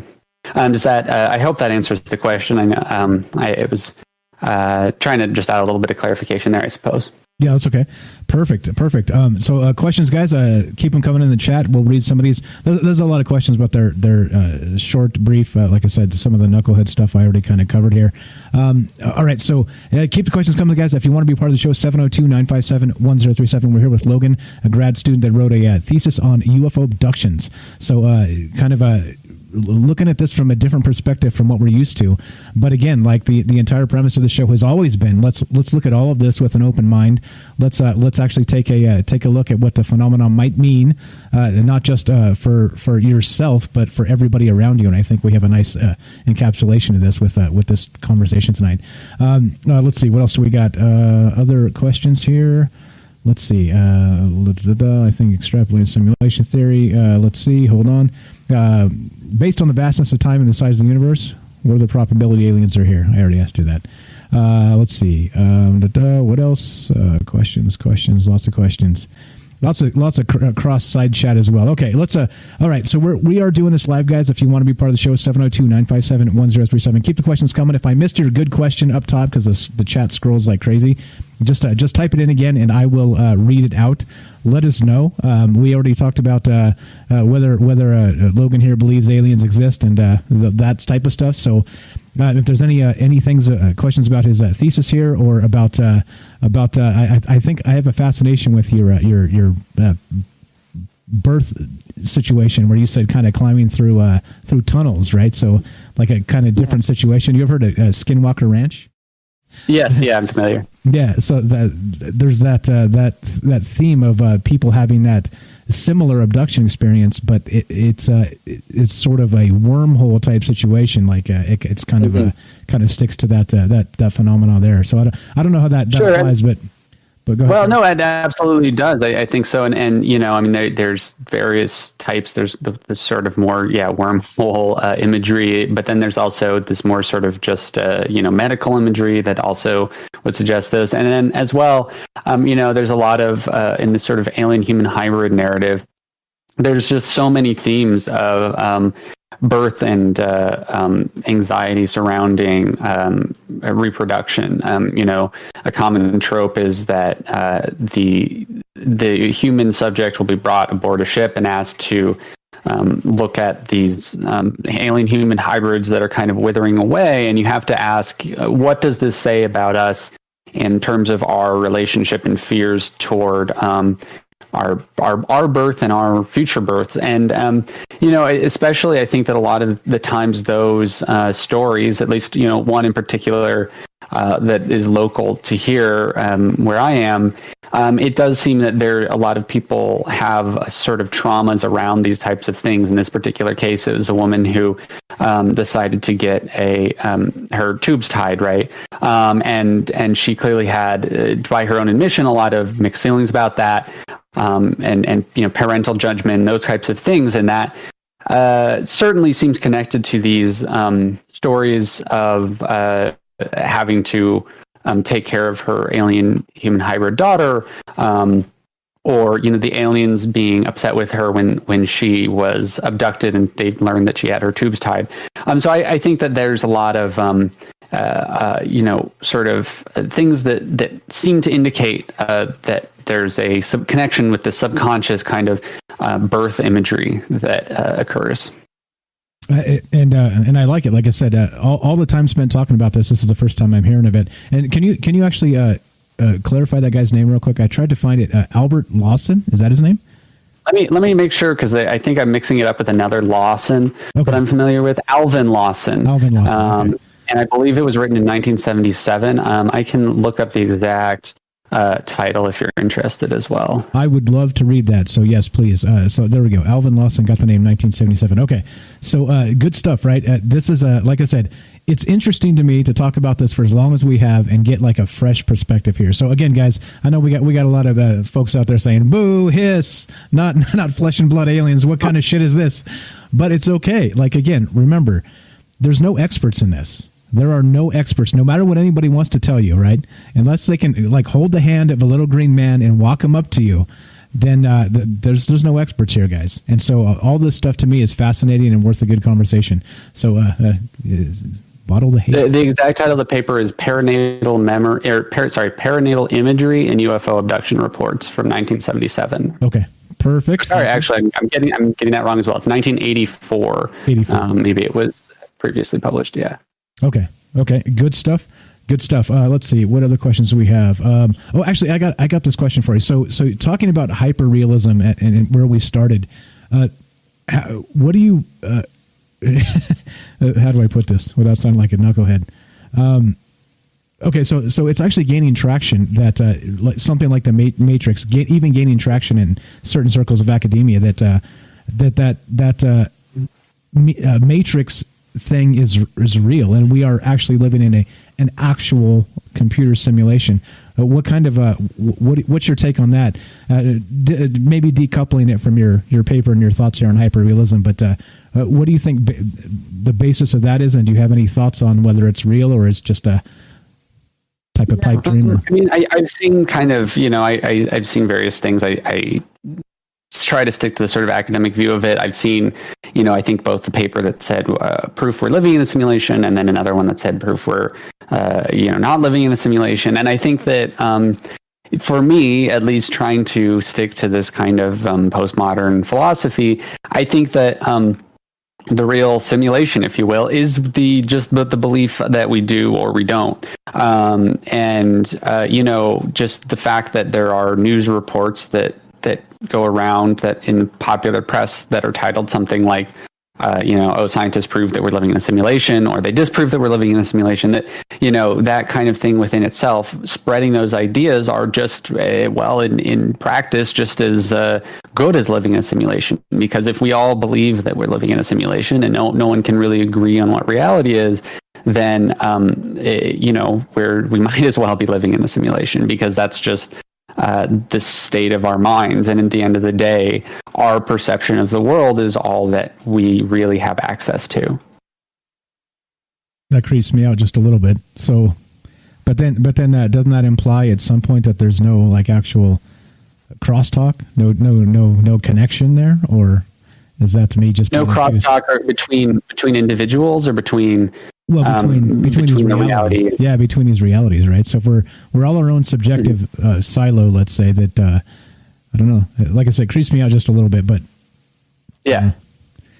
So no, I think I understand what you're saying. So like, basically the idea that we don't share a reality, right? If you believe we live in a Matrix-like reality, and I believe that we don't, we are both staking our flag in what is real. And by doing this, we fracture the shared sort of agreement of reality. And that's a small example. I'm not saying that that's like a problem to disagree with that. But increasingly, our perception of the real has become more and more fractured. And since the sort of telecommunications, kind of revolution, that has really changed our perception of everything, given us this access to more knowledge than we've ever had before. we've become incredibly fractured as a society. And, people talk about the ways in which both we become fractured politically and economically, but also in that, there's fake news and what is fake news and what is real news. And these have essentially put us into different versions of the real. And this is, again, something that Baudrillard predicted in the 70s, that we are increasingly living in this kind of version, or each our own version of reality that we believe is the way things are, rather than, opening ourselves up to sort of the unknowable. So what he would call this is the banal strategy and the fatal strategy. And that the banal strategy of looking at the world is trying to pile on meaning and trying to, fully understand what is real. Whereas the fatal strategy is one that more embraces a sense of fate and, magic and the unknowable, in the sense that we just accept that there are things that are unknowable to us, and that, just embracing that sort of ironic stance. Like I said, you're very good. You were very good. You bring up magic there. Another knucklehead question.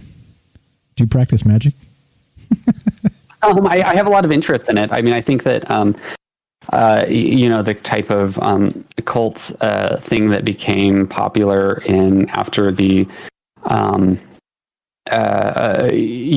within the 20th century is a way to push back on, this idea of the banal strategy, that things have to be kind of organized and precise and definitive.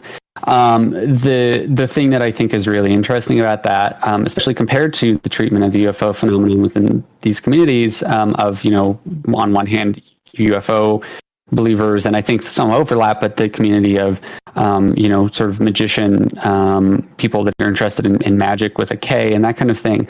And I know there's quite a bit of controversy around that, some of it quite deserved, but I think that there's something interesting there as far as it accepts a sense of cosmic unity that is both exists but is also beyond our comprehension, and that I really do appreciate about it. Yeah, something I didn't expect. I thought you'd just laugh at me. You gave me a good answer. Time. What can I say? Yeah, well, I mean, it's okay to just laugh at me. I do it all the time. Okay, I got a good question here on YouTube. Hey guys, keep them coming. Toha on YouTube says, "Now this is a little bit dense with the big words and the big concepts, so right. I'll rate it a couple, 3 times if necessary. So it's okay."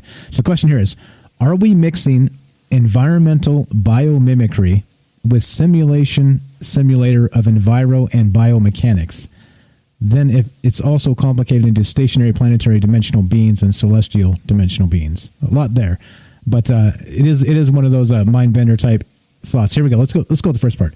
Are we mixing environmental biomimicry with simulator of enviro and biomechanics? Let's start there. So I'm going to take a stab at this. I promise I'm not trying to evade the question. I just may not be understanding it fully.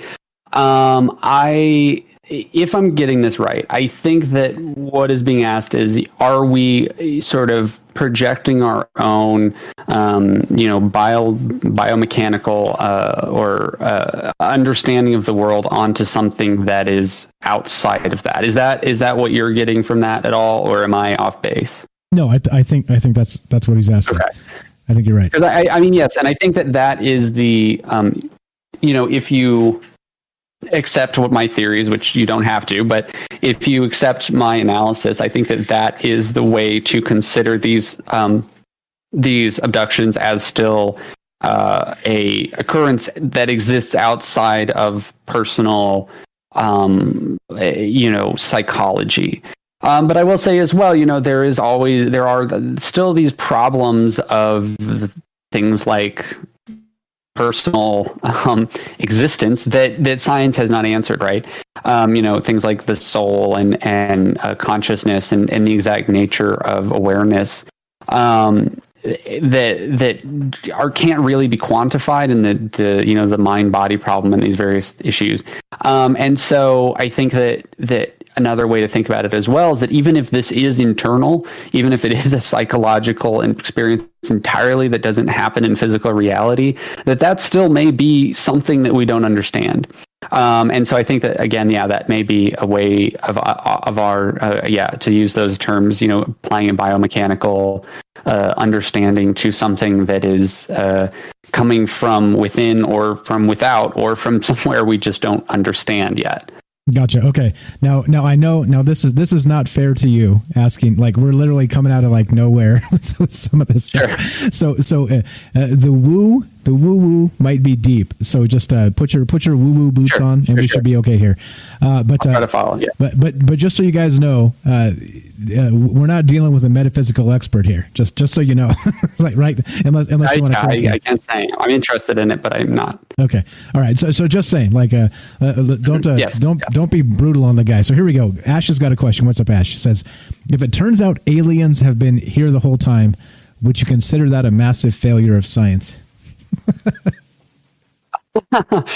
I mean, that is very circumstantially dependent, I think. I mean, if we find them in the form of, little gray aliens that are somehow have been under the crust of the earth or something, or flying around in spaceships, and we somehow have just missed them. I mean, I think that points to either a colossal conspiracy or a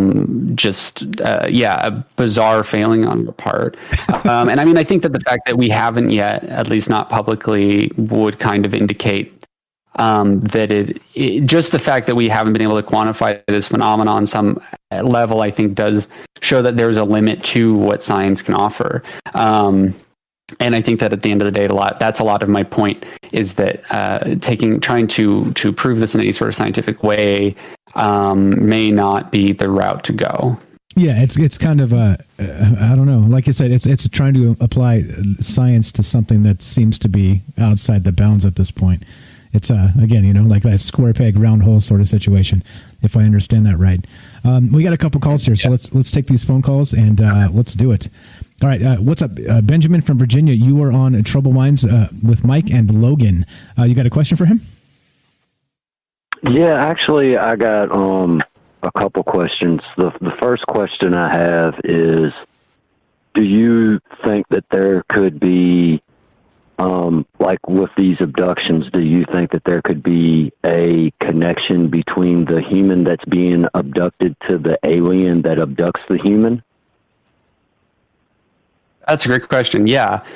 I mean, I think that, again, that is something that we, it kind of would be a part of what I'm proposing here, in a couple ways. So even if we do take this as a phenomenon that we don't understand, again, that link to our, being ourselves that science can't quite explain, our awareness and perception and those deeper roots that seem to extend beyond just the chemical explanations.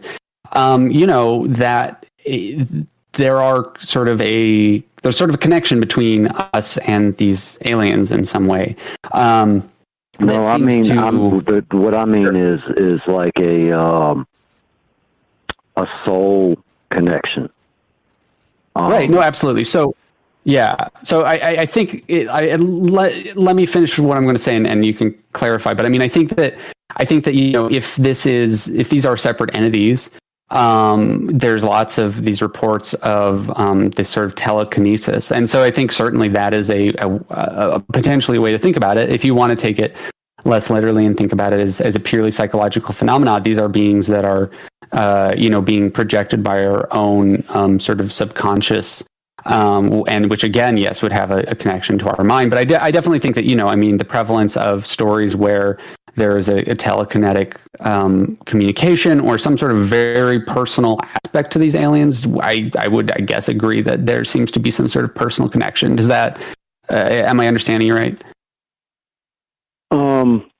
I want to say on the lines of, I know this may sound kind of silly, I'm talking about more on a love type connection, like a soul bond type connection. Have you ever heard the term? I mean, I know you wrote, whatever for your paper, sure. But have you ever heard the term starseed? Yes. Yeah. Uh-huh. And the type of connection I'm talking about is, I guess, being something before and you were seated here, and could that possibly have something to do with the abductions? Yeah, so I mean, I think returning to this concept of, like I was saying, this kind of Garden of Eden Lacanian notion that there is a unobtainable object of desire, that we subconsciously have an idea that there was a perfect state of being before our birth. What you're describing sounds very similar to that desire, right? That there is a element to these stories that seem to indicate that we are desiring a state of being outside of the realm of what we see as real, because what we see as real is not grounded. So experiencing an alien abduction could be seen as an experience of ultimate true reality, which is another reason I think why so often alien abductions and psychedelic experiences are very close and it's similar, and DMT experiencers report similar stories. I think it's because it on a similar subconscious level, it strips us down to this perception that we are experiencing a direct reality. It strips away those sort of superstructures and symbolic orders that we use to understand the world. And so, if you buy into my theory, what this would mean is that the starseed idea comes from a similar place of wanting desiring some sort of ultimate kind of perfect state of being or origin point for our consciousness that we feel is missing. My second question is the simulation that you were talking about. Have you ever thought that we could be in what's called a living simulation? Is that different than the sort of idea of a Matrix-esque sort of like computer simulation? It's the idea of the Matrix simulation, but an actual living simulation where we actually live the simulation. Sure. Yeah. I mean, I think that we do, right? I mean, I think that is what society is. I mean, if you were born to wolves in that sort of like classic Jungle Book setting, and you were raised outside of society, that would be a completely different experience, and your understanding of the world would be, frankly, much closer to reality. But in order, as a species, what sets us apart from animals is having created a simulated construct that just has become more and more complicated, of social norms and expectations and artificial, symbols that are applied to things to provide a structure on the world. And we can see that having sort of accelerated with digital technology and all these sort of things. So, I mean, yes, I think in a way we do live in a living simulation, whether or not you consider that, how literal that is. Thank you my final question that I have for you, Benjamin, hold up, buddy. We got a guy. Believe that abductees such as myself can regress through hypnotic regression and end up having what's called dream states, to where we're aware that we're being abducted? And do you agree with that? Okay, going to bump you off, Benjamin, and take this one offline, and we're going to line up the next call. I appreciate the call and the questions. All right, go ahead. Sorry about that. Is there someone else on, or are you helping out? Do you want an answer? No, you're good. Yeah, go ahead and answer that if you could, and then Sure. just telling him to take it offline because I bumped him for his question. I got another guy on deck. No, so yeah, go ahead. Sorry. No problem. So yeah, I mean, so really quickly, I think. I think that, again, when considering these hypnotic regressions, it's important to consider the the elements of cultural understanding and personal understanding that you're bringing to these beyond, in a similar way that you might interpret a dream, right? One of the sort of like psychoanalytic tools to observe dreams is to consider the possibility of substitution. So that if you see an object in a dream, it doesn't necessarily mean that that literal object is important to you, but rather the sort of symbol that the object represents, even if it's something that, might have a literal symbol, the way that it's being used in the dream may be symbolic of something else going on in your life, and that object is just sort of coincidental. So I think that applying that kind of analysis to these hypnotic regressions is really important, to look beyond just the surface level, literal potentiality of it, and consider maybe what your subconscious mind is supplanting on these kind of almost religious experiences that you're using to explain them or to add a sort of personal meaning to them. But that's about as far as I'll go with that. So, but best of luck, and thanks for the question. That's yeah. You're again impressive, man. The woo questions come and you tackle them. Definitely good stuff. All right, we got Joe from Florida. You're on with Logan and Mike. You got a question for him? Yeah, actually, probably pretty quick. But when you mentioned the birth hypothesis, I immediately thought of Travis Walton. If Logan's familiar with that. I know there's a scene in the movie Fire in the Sky where he wakes up in the UFO and everybody's like in a cocoon or covered with skin. And then he's dragged around and he shows up in town naked, like he would be newly born. And you start to wonder, he was an adult when that happened. The abduction supposedly took place with a group of people. How could you explain what the group experience was, unless it was some kind of group hypnosis? And the fact that he was sure, go ahead. Go ahead. No, go ahead. I'm sorry.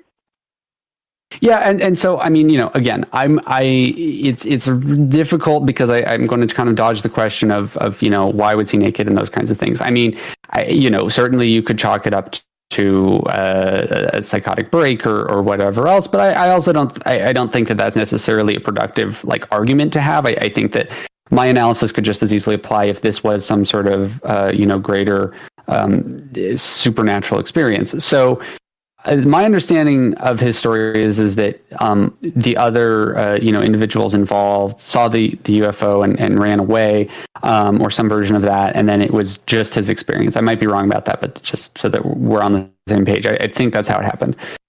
So with Travis Walton, I totally agree. I mean, I think that the movie especially, which was my understanding is it was based pretty closely on his testimony. Certainly has a lot of that birth imagery, and that birth imagery is really common throughout abduction experiences, not just of tubes going in and out and that kind of thing, but also of seeing other people in kind of embryonic states, and children and those types of things. And so, I mean, I think that that's a good case study of this sort of birth imagery hypothesis potentially. So let me ask you this. I mean, I don't know what kind of where your belief leans, but how about if that maybe really happened to them and their mind is, or maybe that's what you're trying to say, their mind trying to make sense of it is swinging back to being born, like a chicken and the egg. Are we looking at birth, or yes, absolutely. Are we reliving our birth, or did it really happen and we're, connecting it to birth?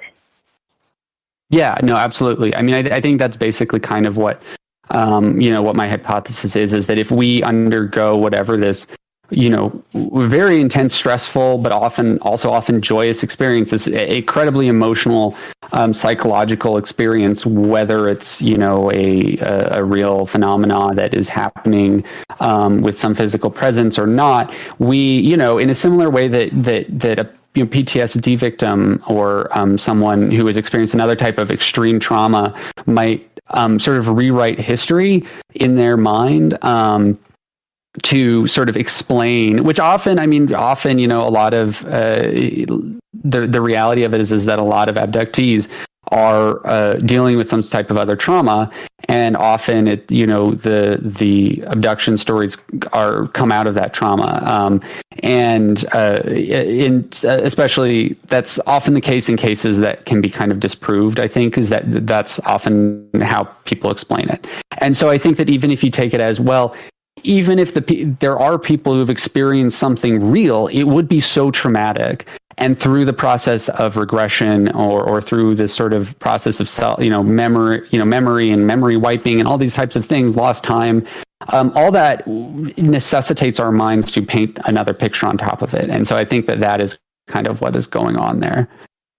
So in my last question, I guess, I had one more, but my last question would be, sure, the case studies or people that you may have interviewed or looked at, if I've read it rather quickly on Baudrillard, how he, I guess, equates these things to paintings. I'm looking at the 4 paintings.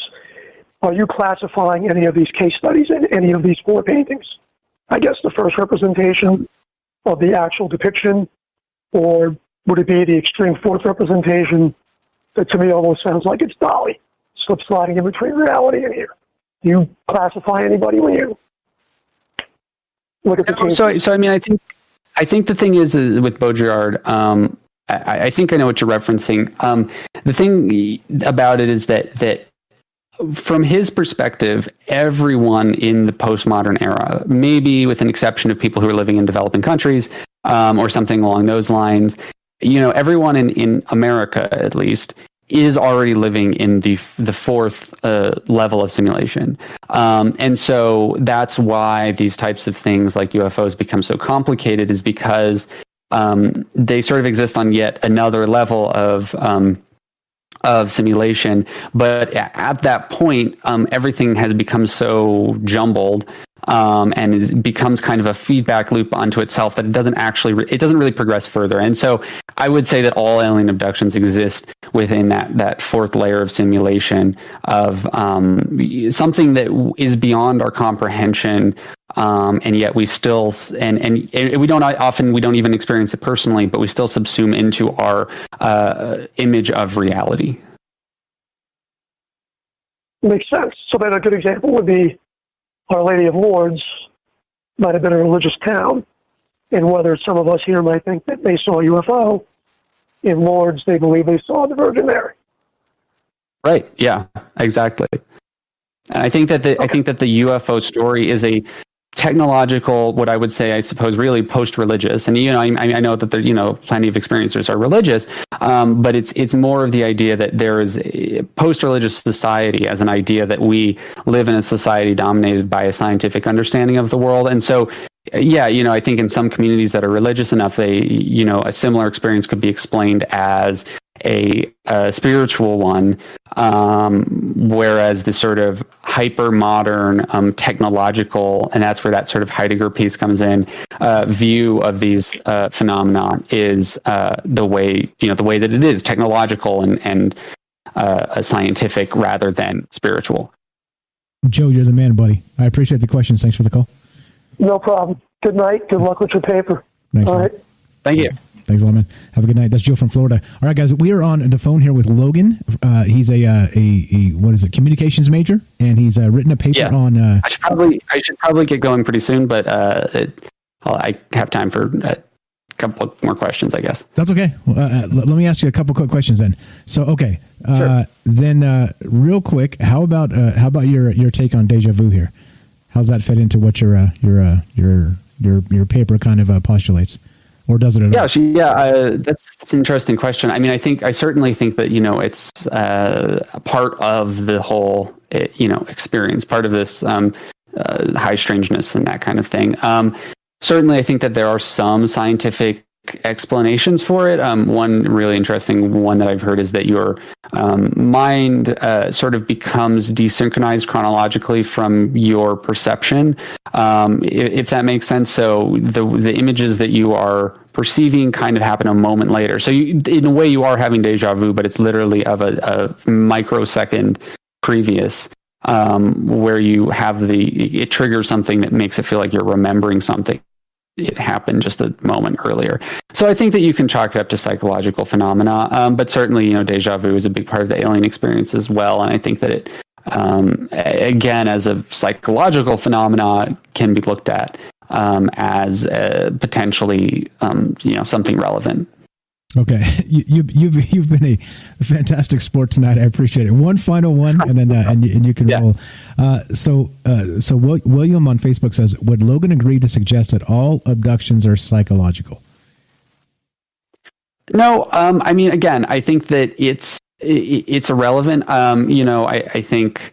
I personally go back and forth on it. I wouldn't maybe say that to my professor, but I go back and forth on whether or not I think that these things are real. I think the furthest I go is to say that I don't think it's a literal physical object coming from outer space in the way that, we might think about the Roswell incident or something.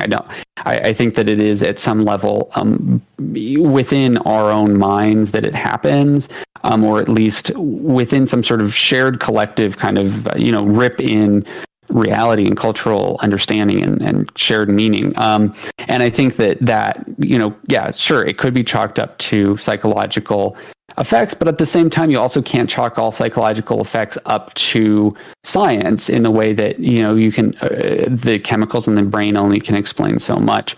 So I think that, I certainly think that there's something more going on, but whether it's, completely just some bizarre effect in our heads or something that is a tangible kind of a phenomena or an external consciousness of any kind. And I think that's really where the question is, right? That we all kind of want to know is there another conscious being looking back at us, or is this just ourselves? That seems to be the crux of that question. I don't think that there's any way to really ever answer that at this point. Come on, man. Really? Is there a God? You're supposed to know it all, bro. You're supposed to know it all. No, absolutely right. I mean, it's a similarly large ontological question, right? And that we can only ever really have faith in either way. And so I think that it's whatever happens in reality, I can't really say. And so that's at least the sort of unique angle that I'm trying to take on this thesis. And I know maybe it's a bit of a cop out, but I try to sort of straddle the line and say, analyze this so that it's a way to consider this phenomenon from both an academic perspective and that can still consider the possibility of there's something being beyond our knowledge. Yeah, of course. And like I said, I was joking, of course. And I'm impressed. Course, I am completely impressed because you've kind of taking questions, random questions here. You kind of put yourself out there as a like a voodoo doll guinea pig combination. so I appreciate it a lot. I know sometimes it's you're jumping through like multiple hoops here to answer one single question. I appreciate that. So here's the thing, right? So we got some reach on this show. Is there any way we can help you? Any way we could we're not going to make phone calls to professors with recommendations or anything like that, but is there any way we could help you with like maybe a website link or any of the rest of that? I'd love to help you out if possible. No, if anyone reaches out through you, you know how to reach me. If anyone has a specifically interesting case study or wants to discuss it further or anything, I'm happy to get in contact. I just, with this type of stuff can be sensitive, and I'll be applying for jobs soon and everything. So I'm trying to keep a bit of low cover, but I'm happy for you to put me in touch with people or forward information. But certainly as well, if anyone has recommendations for other research out there that's relevant, or other specific stories that sound relevant, or responses that might prove me wrong, I'm open to it. So okay, I appreciate that. So again, I can't thank you enough for being on the show tonight. Opened my eyes to a lot of things, which again is the whole point. It's the whole point of this conversation and why we do this. And do me a really, really large favor. I'm going to tell you this. I always say this to folks that are fantastic, and everybody we have on the show is fantastic. So just FYI, we don't get scrubs on this show. You're welcome back anytime, and please continue thinking about UFOs, man. Like we need to certainly. hopefully I'll have a bit more of a detailed analysis at the end of the next 3 months of maybe some specific cases that I could come on and discuss. Yeah, definitely. So, like I was saying, keep your eyes to the sky, keep your mind in the clouds or wherever in the multiverse or wherever it happens to be, man, because it's important. I think the rest of us need to hear it. You've kind of brought a fresh perspective to the show, and once again, thank you so much. Yeah, thank you. Appreciate it. Logan, there you go. And hopefully we'll get Logan back on the show in short order when he's actually written his full paper here.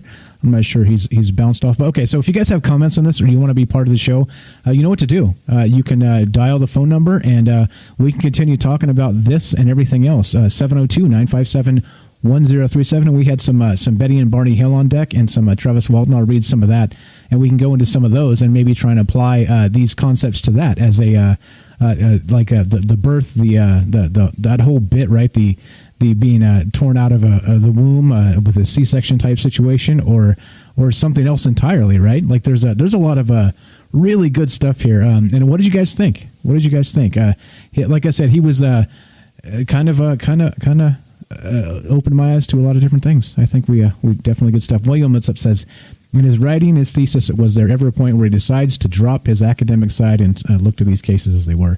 And so I think you can answer that just by him being interested in Dr. David Jacobs when we brought that up. He was like, okay, wait, who is that? Let me look and let me write this down. So I think he's probably still in that. I think he's probably still in that phase of discovery, just like we all are, right? I mean, you can't really.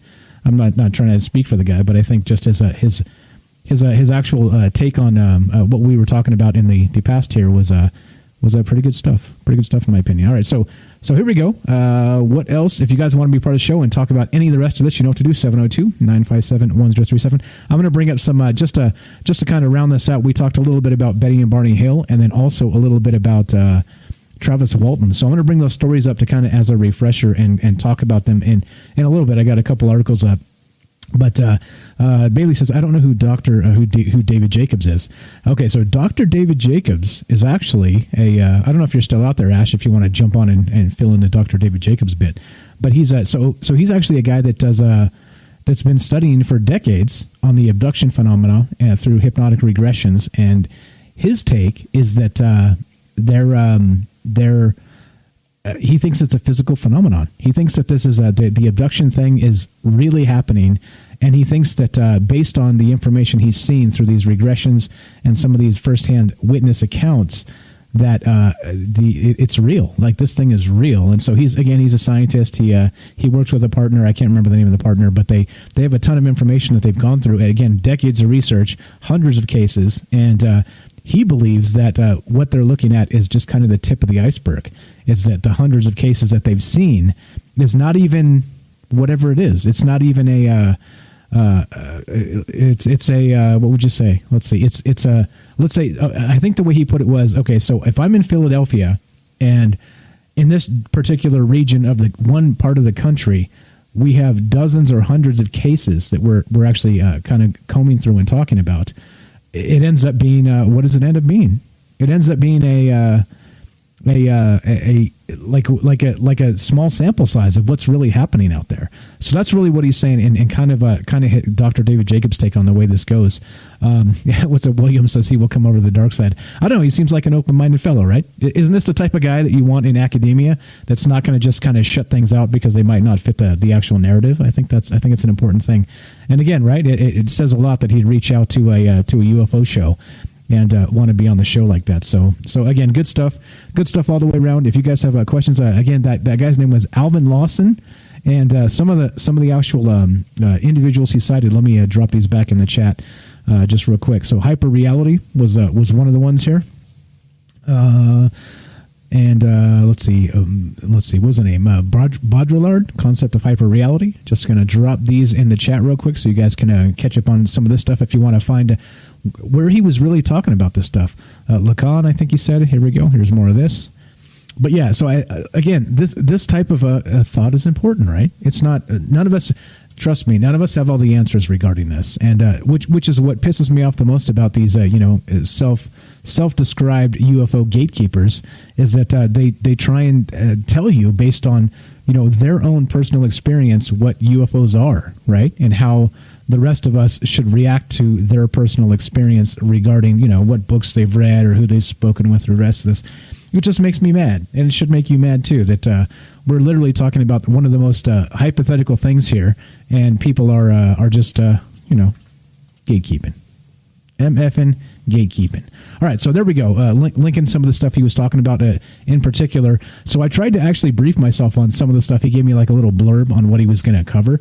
But there's so much because he's talking about particular instances of these guys and like particular books they've written and the rest of this stuff. So it was tough for me to in a short span to try and catch up on what he was talking about here. So it is what it is.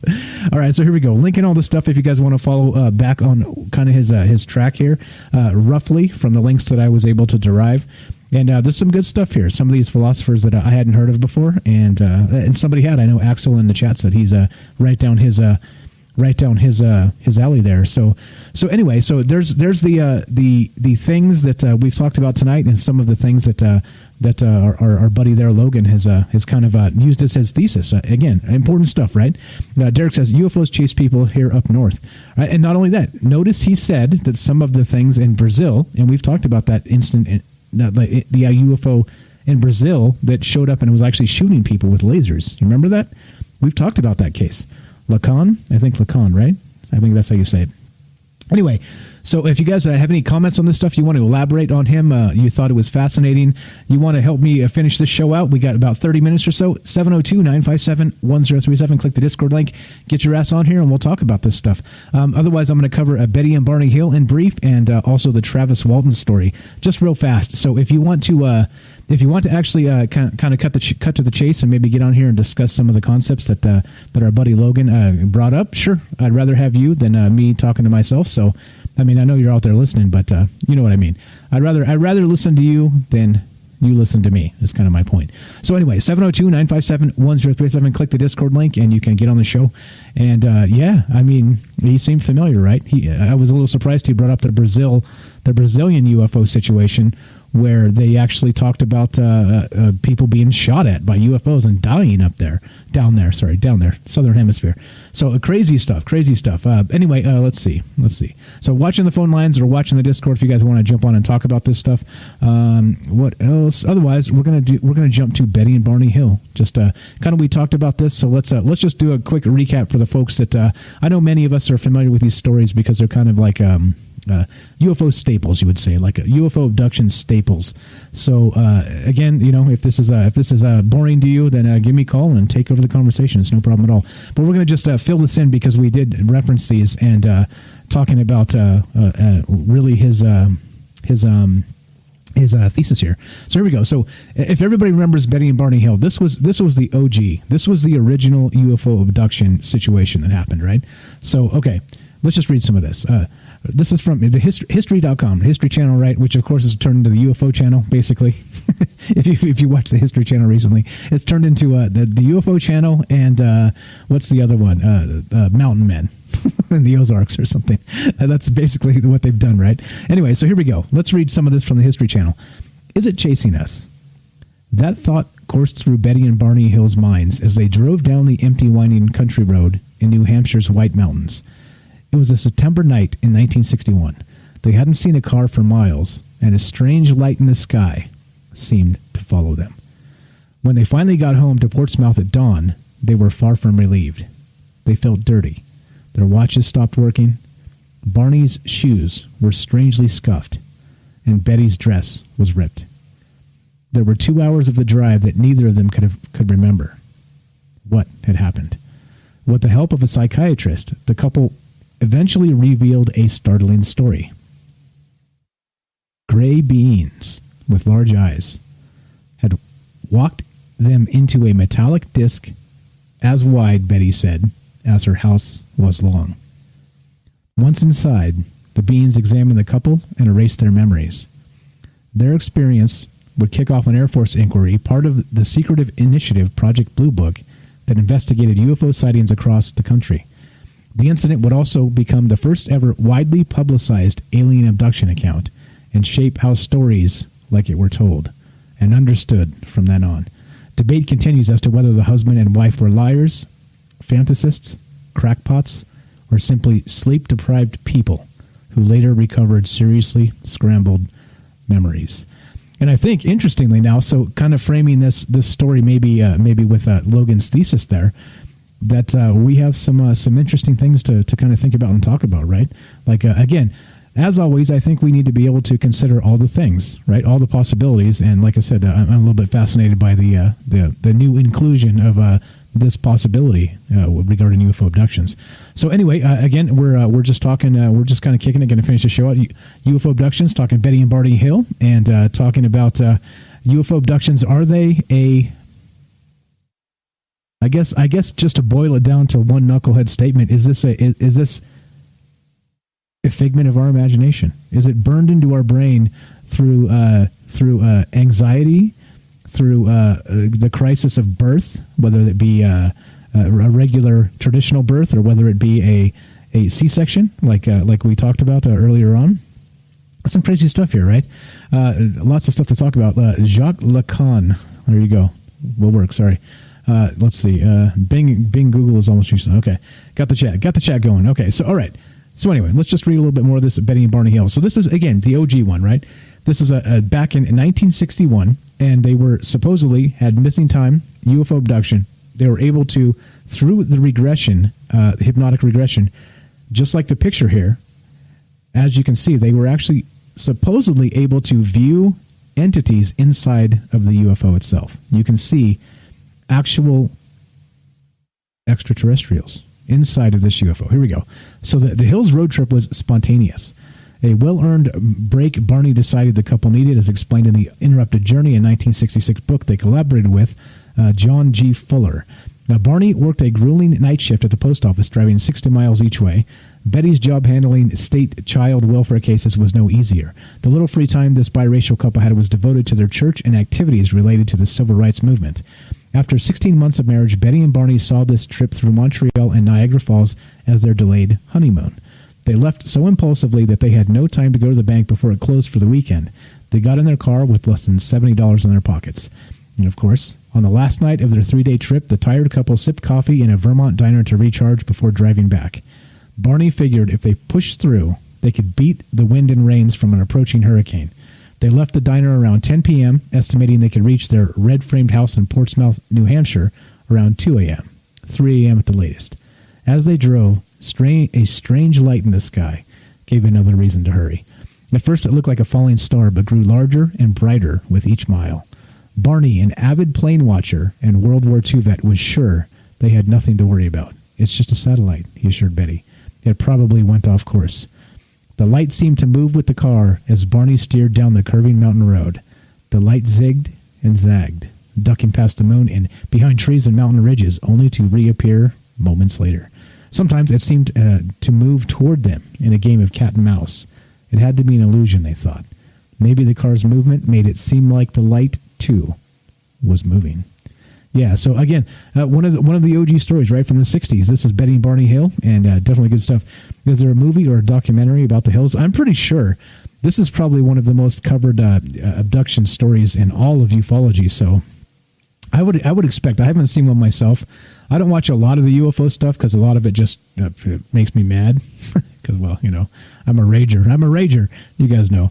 I'm already a rager, but yes, I don't know. I would expect that this is probably shows up in a lot of the ufology documentaries and everything else. This is literally probably the one that started it all, right? Like if you had to kind of trim it down to one single thing that was like the most famous abduction incident ever, it's definitely Betty and Barney Hill. So I'm pretty sure it's going to be out there. Actually, I didn't see that new one, the Phenomenon, with James Fox. Anybody see that? Was this one featured in that movie itself? I'm not exactly sure. Some good comments here. Let's see. Bailey says, the figment of imagination story is a classic psyop. It's like the cop in South Park saying, nothing to see here, move along, while UFOs are abducting cows behind them. That joke is so funny because everyone knows it's true, but they still follow the narrative. Well, I don't know. I think you know, he had a good point with some of the we're kind of captain of our own reality, right? And so as a result of that, is it possible that we fool ourselves? And I think I think part of this show, as we've always talked about, I think we fool ourselves every day, right? I think, like we're probably a little more on the ball than most folks, this audience, because, like the reality that is that everything's fine, right? The government has everything under control. You go to the grocery store and there's plenty of food there and everything's fine, right? There's no problem here. Everything's good, right? At least in the West. Everything's good. But I think that, that is definitely an illusion, as we know, as we talk about all the time. So I wonder, to what degree maybe we have a capacity to fool ourselves with some of this stuff. So, yeah, definitely. Let's see. Alan says, can you imagine a UFO shuts down your car and all you got is a revolver? How about less than that? What if you got like your hat? You don't even have a revolver. Yeah. Right. There's a lot of other stuff here. So anyway, Betty and Barney Hill. It is the story. It's basically the OG UFO story. So we're talking abductions tonight, and again, it's from our guest there had an academic perspective on this, which I appreciate quite a lot. But if you guys have comments on this, you guys want to finish this out, help me out, or not, that's okay. 702-957-1037. Just sipping beer here, talking aliens, talking abductions, talking about how maybe our reality is a little bit different than we expect it to be, or we a little bit different than basically.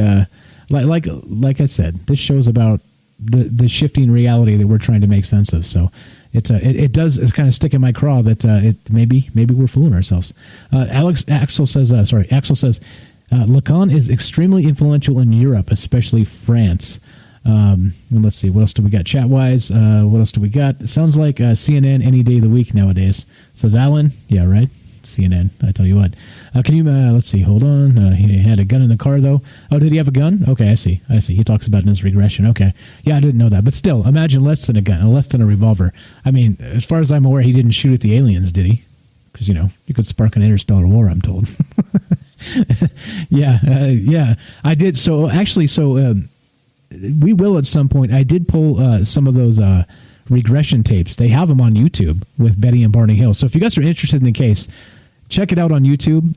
If I knew we had some extra time like this, I would have pulled some of the regression tapes and we could listen to them. We'll do that at some point. I think when we talked about Betty and Barney Hill before, we kind of lumped it into a bunch of other things, and so didn't get to fully explore it. But do check out on YouTube, just Betty and Barney Hill, type in the chat, the search, regression, Betty Barney Hill regression. And there's some pretty terrifying stuff in there. I've listened to some of it. And again, it's old school. This is as old as it gets as far as UFO abductions go. So there we go. Actually, let's see. Yeah, no, it was in the car. Oh, the gun was in the car. Yeah. Okay. Anyway, 702-957-1037. Join the Discord. I think if we don't get calls, we'll just finish this up. I think we skipped a bunch of the shout outs and the whatever. So content is square. I have to pee, and you know how it works. If you guys want to call in and keep this show going, 702-957-1037. Join the Discord, and otherwise we'll wind this up in a sec here. Definitely good stuff. Definitely good information from our friend Logan there. And like I said, right, does it offend you? Like knowing what you know, like your perception of reality, of the ufology and UFOs and aliens, does it offend you to hear something like this? Does it offend you to hear an academic say that? It's a postulation of mine that considering that the data that I've looked at, that maybe maybe we're fooling ourselves. Does it offend you? He actually said to me that this might be controversial for your audience, and maybe. Okay, so hey Alan, if you missed the first hour, you missed a chunk of fantastic stuff here. So do check out the archive. Again, I can't. The guy's way too smart for me, so I can't kind of go back and really recap. But so we're talking about reality and our version of reality and how that applies to UFOs. And are we fooling ourselves in some capacity? And he had some pretty good reasons why that might be the case. So let's see. All right. Again, I'm gonna take a quick. Like I said, I gotta pee. So let me pee. We're going to do this. I'm going to play just a quick 30 seconds of music, and because I always have to, right? Like my halfway break is not good enough because I don't have to pee then, but now I do. All right, so just a quick little bit of music here, and we'll continue talking about Betty and Barney Hill. And 702-957-1037, jump in the Discord, and we'll continue talking UFO abductions. Be right back.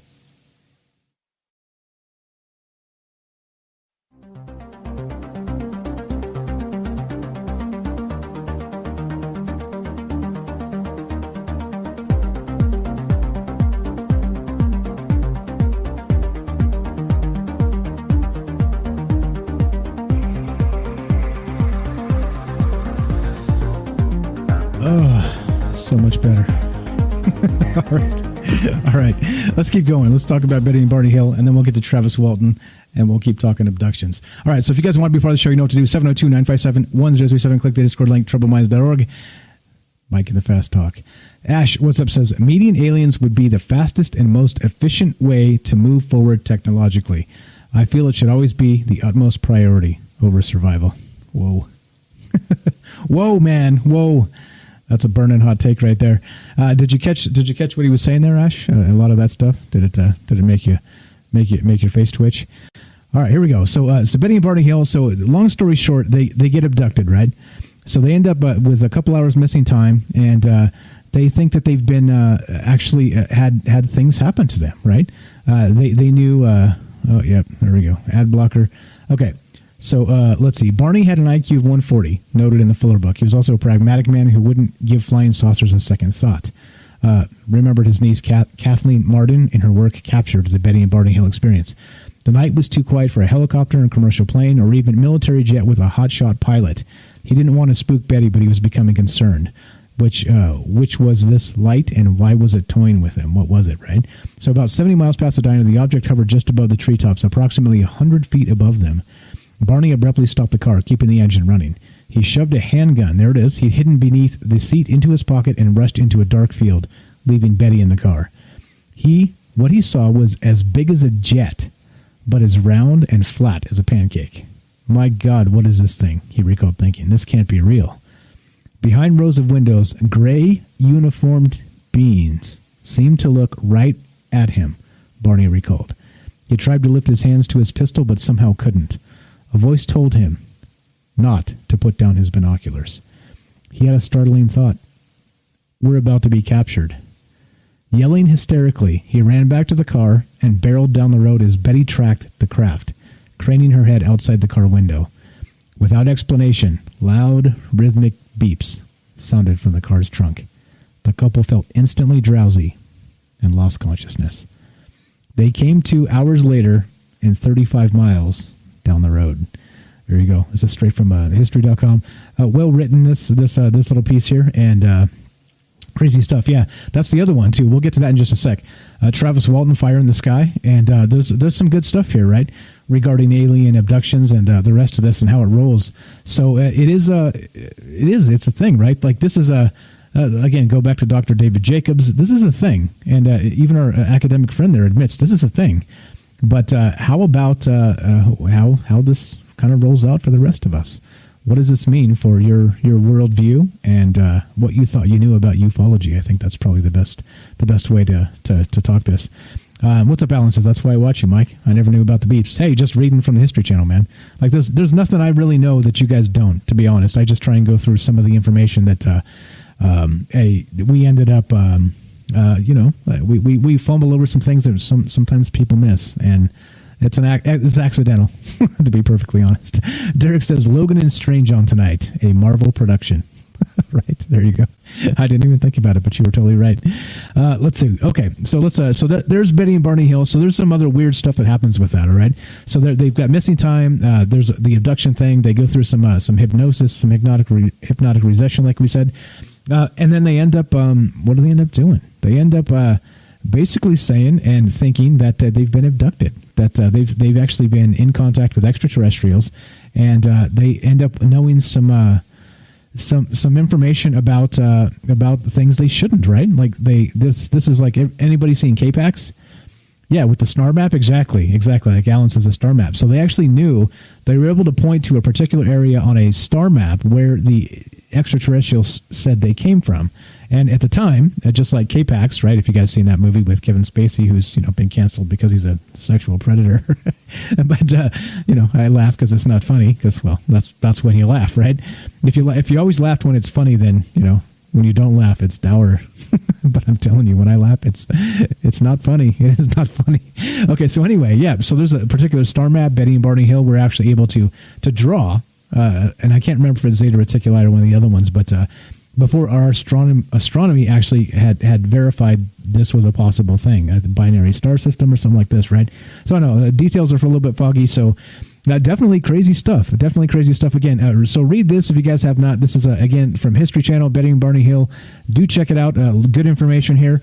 And we will at some point go back and do this and go through it in depth and listen to some of the tapes from Betty and Barney Hill and their regressions, because it's fantastic. All right, so let's go to, real quick, as a brief end to this, let's go to Travis Walton. And this is, everybody knows this movie, Fire in the Sky. And this is from UFO Insider, a good friend Marcus Louth, who's been on the show. He wrote this as a brief to the Travis Walton abduction, which the movie was Fire in the Sky. But here, I'll actually link this the other side too. All right. So okay, hold on. I'm gonna let Microsoft Mike read this so I can sip a little bit of beer and enjoy it with you guys. Here we go. So this is the beginning from UFO Insight regarding the Betty and Barney Hill. This is the Edge browser if you want to know how to make your computer read you. Here we go. Apparent alien abduction of, then, 22-year-old Travis Walton in the winter of 1975 is perhaps one of the most well-known of such encounters. Not least due to Walton's story resulting in a book, and then the movie Fire in the Sky. It is also, perhaps ironically, this monetary compensation enjoyed by Walton that has led some to cast doubt on the incident, with several investigators claiming the account is nothing but a hoax. In September 2017, Walton would defend himself against such claims. Although, as we will look at... Okay, we're not going to do that. That's a nice intro. Let's see. Let's go down to the actual... Here we go. This is what we want here. This is what we want right here. On the evening of the 5th of November, 1975, a little after 6 p.m., following another hard, grinding day sawing trees in the Apache Sitgreaves region of the U.S. National Forest, 7 hired woodcutters were making their way home to the town of Snowflake, Arizona. In the head of the group, Michael Rogers' pickup truck. As they chatted among themselves, the men, the aforementioned Rogers and Walton, along with Ken Peterson, John Goulette, Steve Pierce, Alan Dallas, and Dwayne Smith, suddenly noticed a strange glow coming from the woodland that hugged the side of the road. Thinking it was perhaps a forest fire, all of the men were suddenly more attentive than they might have been, lest they became trapped in such a situation. According to MUFON's report of the incident, we've talked quite a lot about MUFON, but as they approached the hill in the road where the light was coming from, they suddenly saw a large silver disc hovering over a clearing in the roads. It glowed brightly, lighting up the patch of ground underneath it. Slightly in shock at what he was seeing, Rogers would bring the truck to a stop. As soon as he did so, and without warning, Walton would leap out of the passenger side door and walk directly towards the strange, glowing craft. Not hearing or listening, you're not listening to the rest of the woodcutting crew who were pleading and demanding he return to the truck, Walton continued on until he was standing directly underneath the mystery object. Then, strange, mechanical, turbine-like noises began to fill the air. At the same time, the craft began to wobble, still in its hovering position. Walton, perhaps now sensing something was about to happen, stepped back slightly and slowly began to back away. Then came the beam of blue-green light. So according to the reports of UFO researcher Jerome Clark, the witnesses from that vantage point inside the truck witnessed a blue-green beam strike Walton square in the chest. This caused him to rise a foot in the air, his arms and legs outstretched, and shoot back stiffly some 10 feet. During this, Walton remained within the glow of the craft's light. Suddenly, he was seemingly flung to the ground like he'd touched a live wire, striking his shoulder upon landing. His body sprawled limply, apparently dead. This is certainly what the rest of the group initially thought as they sped away from the scene as quickly as they could. There you go. You don't want the buddy, the buddies like that leave you to the aliens, right? So they took off, and so we're going to long story short this because we're kind of nearing the end. But if you guys want to be part of the show, I want to hear from you. Your thoughts on tonight and what Logan had to say and regarding the rest of this. 702-957-1037. Click the Discord link, troubleminds.org. Get on here. I want to hear from you. Let's see. Let's see. The book Communion. Yep, it freaks me out right now. Axel says, as I said in the chat, that was really up my alley. Sadly, I was at a function, so I could only really listen to the first hour. Looking forward to listening to the rest. Yeah, there's some good stuff there. There's some good stuff. Logan is fantastic, like I said. We need people like him, academics that are unafraid to kind of to kind of cross these lines and talk about these sorts of things. So I feel fortunate we had him on. And again, right, this is kind of the beauty of this show, right? You get coast to coast, and these guys, and they're literally all these I want to say dumb. They're not dumb. All these shows, though, like the mainstream, it's crazy, right? There's mainstream everything. So the mainstream UFO shows, what do? They just kick around the same dozen people, right? The same 20 or 30 or 40 people, a couple few dozen people, right? And they just kick them around as guests. And it's the same thing. And here we go, right, with gatekeeping, UFO gatekeeping. I don't know. I think it's bigger than that. I think this includes every one of us, and I think every one of our thoughts are important. So there you go. We get guests like that because, well, that's what the show does. That's how we do it. So anyway, if you guys have hot takes on this, or you want to say hi, show feedback, you know what to do. Give me a call, 702-957-1037. I'll brief Travis Walton to finish this out. If you want to join the Discord, troubleminds.org, click the Discord link, and then we'll do our thing. We'll do our thing. We'll finish this up. Let's see. Make sure I'm not missing anybody, like I missed those phone calls. All right, we're good. No calls. Thank you again for the calls earlier tonight. It did help quite a lot. I expected a little bit of help here, and you guys came through for sure. Okay, but let's go. Let's go with the rest of this. The Travis Walton bit, right? So his buddies drive off in the truck. All right, gonna brief this, and they take off. And so, of course, they drive a few miles down the road, and they're freaking out. They're literally freaking out because who wouldn't be?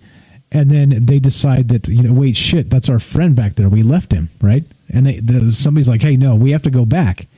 So they turn around and they go back. All right, like eventually, once you catch your wits from being terrified like that, you turn around, you go back, right? And they thought Travis was dead. They went back to, at least if he was dead, to bring his body home, type of thing, right? They went back to find out what happened to Travis. And what did they do? They drove back to the spot. There was nothing there. There was no UFO. There was no light in the sky, and there was no Travis, right? And that's when this really becomes terrifying. So if you guys have seen the fire in the sky, exactly, Derek says Walton was taken, and he was gone for 5 days, exactly right. And so this is where the terrifying stuff starts to happen, right? So now there's like, the missing persons investigation, and, they're looking at these guys for murder and some other stuff, what really happened to Travis, and they're all telling the same story of, hey, this light in the sky took him, right? Like, we went back and he wasn't there, right? And they're like, yeah, sure, right? Like you would expect cops to be. But so this is, again, when the terrifying stuff happens, he ends up, if you've seen, actually, hold on, do I have this? There's a really cool part. Fuck, where is this? Okay, hold on. Give me just a second here, because there's actually a thing where they reenacted what happened to Travis Walton on this little film, and it's fantastic. It's like 5, 7, 8 minutes. It's short, but it's exactly as he describes it, and it's definitely worth watching. So hold on, let me see if I can find this. Where did I put this link? Damn it! See, if I was super pro, I'd have had this and been prepared. But I'm just I'm just me. All right, here we go. Let's go. Let's find this. So anyway, okay. So he describes a huge. Okay. So he's taken, right? He's taken. And so what happens to him during this, which we will not describe, but there's a huge investigation going on, right? With everything else, with the they don't believe his folks, right? His woodcutting crew, because of course it seems like classic murder investigation, right? We got a missing dude. They're all making up this bullshit story, all the rest of this stuff. Let's see, where is this? Did I have this? I have so many damn bookmarks in so many places. Let's see. Hold on. It's amazing. Damn it. Okay. Anyway, I'm going to find this and I'll link it. I'll link it to the show addendum here and the links that we talked about tonight, because it is critical. If you haven't seen this, it's probably the best representation of what happened to Travis Walton that I've ever seen.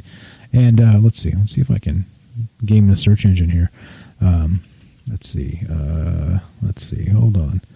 Nope. Okay. Whatever.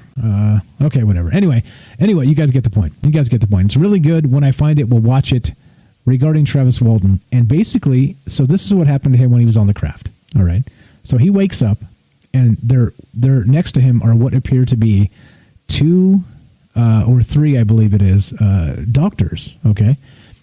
And he thinks they're humans. And so he's like, kind of strapped down to this bed, and he's like, clearly confused, like, what happened? Where am I?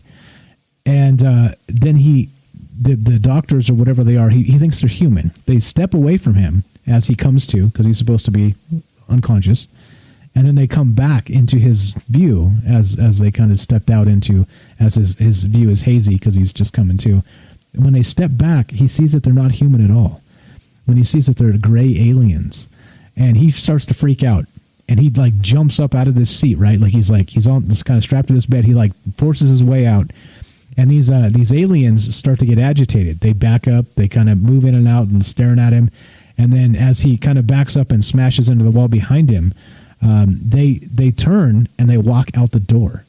Okay, so they leave him there, and he's like, what the hell is going on right now?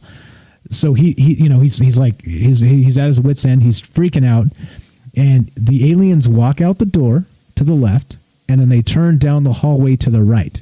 All right, he sees them do this, and so he steps out into the hallway, and he knows they went right, so he turns left. So he goes left down the hallway, ends up in another room, and there's a chair, and he's looking at the chair as he comes in, and it's like a tall back chair. And he's wondering if there's somebody sitting in it. And he walks closer.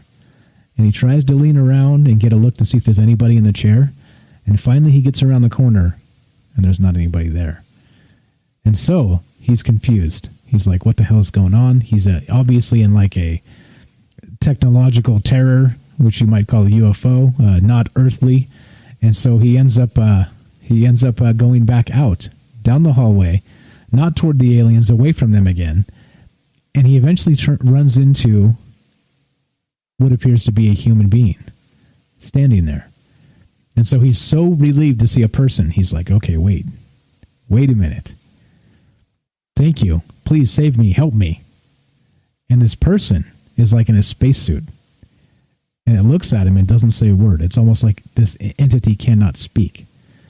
But then it grabs his arm and motions him to follow.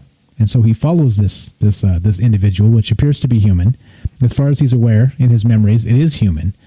And it leads him down to this deck, like this flight deck, where he sees clearly around him that there's like he's in a huge UFO of some sort, and there's a kind of like a hangar deck, and there's smaller UFOs parked in this thing.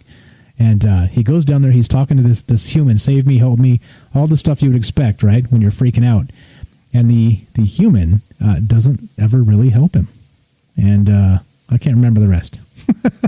So anyway, here we go. If you guys want to help me finish this out, but that's how it went. If I can find this, I'll play it. If you want to give me a second, I'll play some music and go find it, because it's amazing. It's absolutely amazing. UFO Jesus tweeted it maybe 10 days ago, 2 weeks ago. It's on his timeline, so I can go dig out and find it. But it's amazing, right? So somebody recreated this exact experience that Travis Walton had, as he explained in his hypnotic regression on the abduction. And so it turns out, so eventually he blacks out again, and then he wakes up 5 days later and he's naked, right? Just like Joe said when he called in.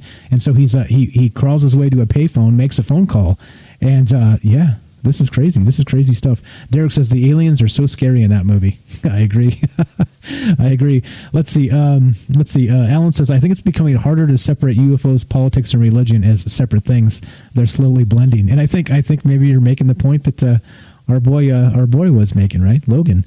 Alan continues, it's hard to even talk about one without talking about at least one of the others more and more. I don't know. I think that's part of why we, part of the situation, and why that kind of ends up what it is, right? We end up trying to blend our realities and the political narrative, right? And if you think about it, like the political narrative is a phony reality. It's like what they want you to believe, right? Like everything has to be framed in terms of the yes or no politic, instead of like the actual reality that we perceive as non-politically powerful people. So yeah, I mean, I think maybe there's a blending of that. I think it all kind of fits. What's up, Matthew? I see you there in chat, and we're done. This is finished. Again, I'm yammering on here. We will at some point, remind me, we'll pull up that Travis Walton video. It's freaking terrifying, right? Like, this is what he remembers. So they recreated this video. They had him on a particular show, and they showed him this video. And he said, yeah, that's kind of pretty much exactly like I remember it. So they took it and based on his testimony, and they recreated this, and that, as I described, pretty crazy stuff. Coke or Pepsi? What's up, buddy? Exactly. Coke or Pepsi. That's the reality we live in. It's terrible. But okay, so as we finish, this is done. I hate to yammer on kind of aimlessly here at the end, but it is what it is. If you guys you want more of this, or you want less of this, or you just want me to shut the fuck up, just tell me. I'll do that too. It's okay. I understand. I get sick of me too sometimes. But okay, here's the thing. We have a new show. It's called, we've decoupled the news from this show, and it's called Conspiracy News with Michael Strange. Please check it out. We stream on Twitch 5 days a week. That's right, 5 days a week, live shows on Twitch. Very similar to this. They're just short form, maybe 12 to 15 news stories. We kind of go over these things and talk about their implications and why the mainstream media dodges them. And that's what the show's about. It's kind of like the old news segments we did on this show. But it's 5 days a week there. If you want to follow us on Twitch, please do. You can find the podcast. It gets ripped to right there on troubledminds.org, the official website. All that stuff. Tons of content coming at you guys. Like I said, sometimes you're on, sometimes you're not. And I feel like the last half here I could have been a little bit more prepared, but we're okay. So yeah, do check out Twitch. You can find the Twitch link at troubledminds.org. It's right on the top. The actual podcast is about halfway down the page. You can find it there. So it gets we stream it live on Twitch. It gets ripped audio form, and then also uploaded to YouTube 24 hours later, because Twitch has like an exclusivity of 24 hours when you monetize over there. And also, if you want to help us out, if you want to send a couple bucks our way, and even without even spending any of your own money that you haven't already spent, if you link your Amazon Prime account to your Twitch account, they give you a subscription monthly that you could sub up to a particular streamer. And I hope I'm your favorite streamer. Then all you do is go to Twitch, link the two accounts, and then you can sub up for free. And it sends me a couple bucks, and it doesn't cost you a damn thing extra. So pretty good stuff there. So all that's what's up. Letting you guys know, if you haven't been part of the show, come say hi over there. We do stream 5 days a week now. So you haven't lost anything. We're still doing Tuesday and Friday with this show, and we're doing conspiracy news over there. So good stuff. Good stuff. Okay, so with that said, I've got beer to drink. I have 2 beers left. I got through 4, so I got 2 more to go. So I'm going to finish this up right now, and we're going to play some outro music. And thanks for hanging out. Thanks for the good questions tonight. Thanks for sticking with us, and thanks for having an open mind, right? I know many of you were kind of booing and hissing there with some of the information that came from the academic, but I think if we don't open our minds to these types of realities, then I think we're depriving ourselves. So definitely good shit. Thanks for hanging out, and let's play some outro music. What are we going to play? How about, let's see. Let's go for this one right here.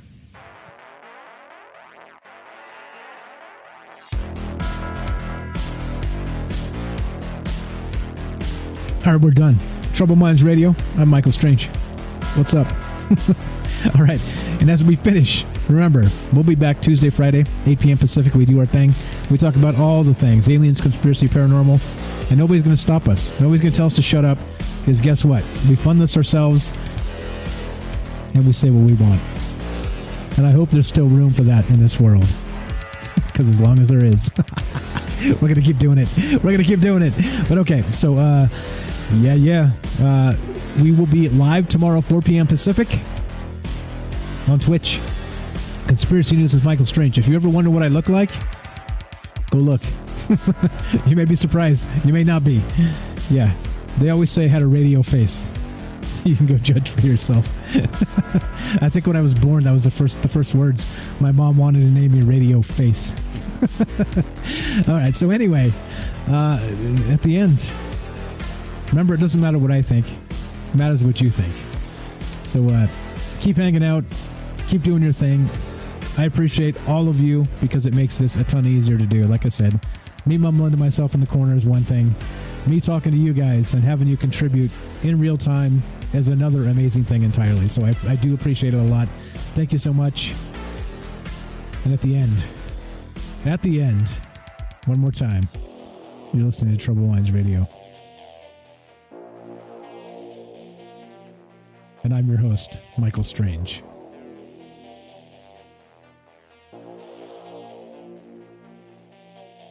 Happy New Year. Hang in there. 2020 is almost over. We got this, guys. We got this. And from our troubled minds to yours, Thank you for listening, and have a great night. And Happy New Year. Happy New Year. We'll be back on the 1st. The next Troubled Mind show will be next year. It'll be 2021. We're almost there, guys. Hang tight.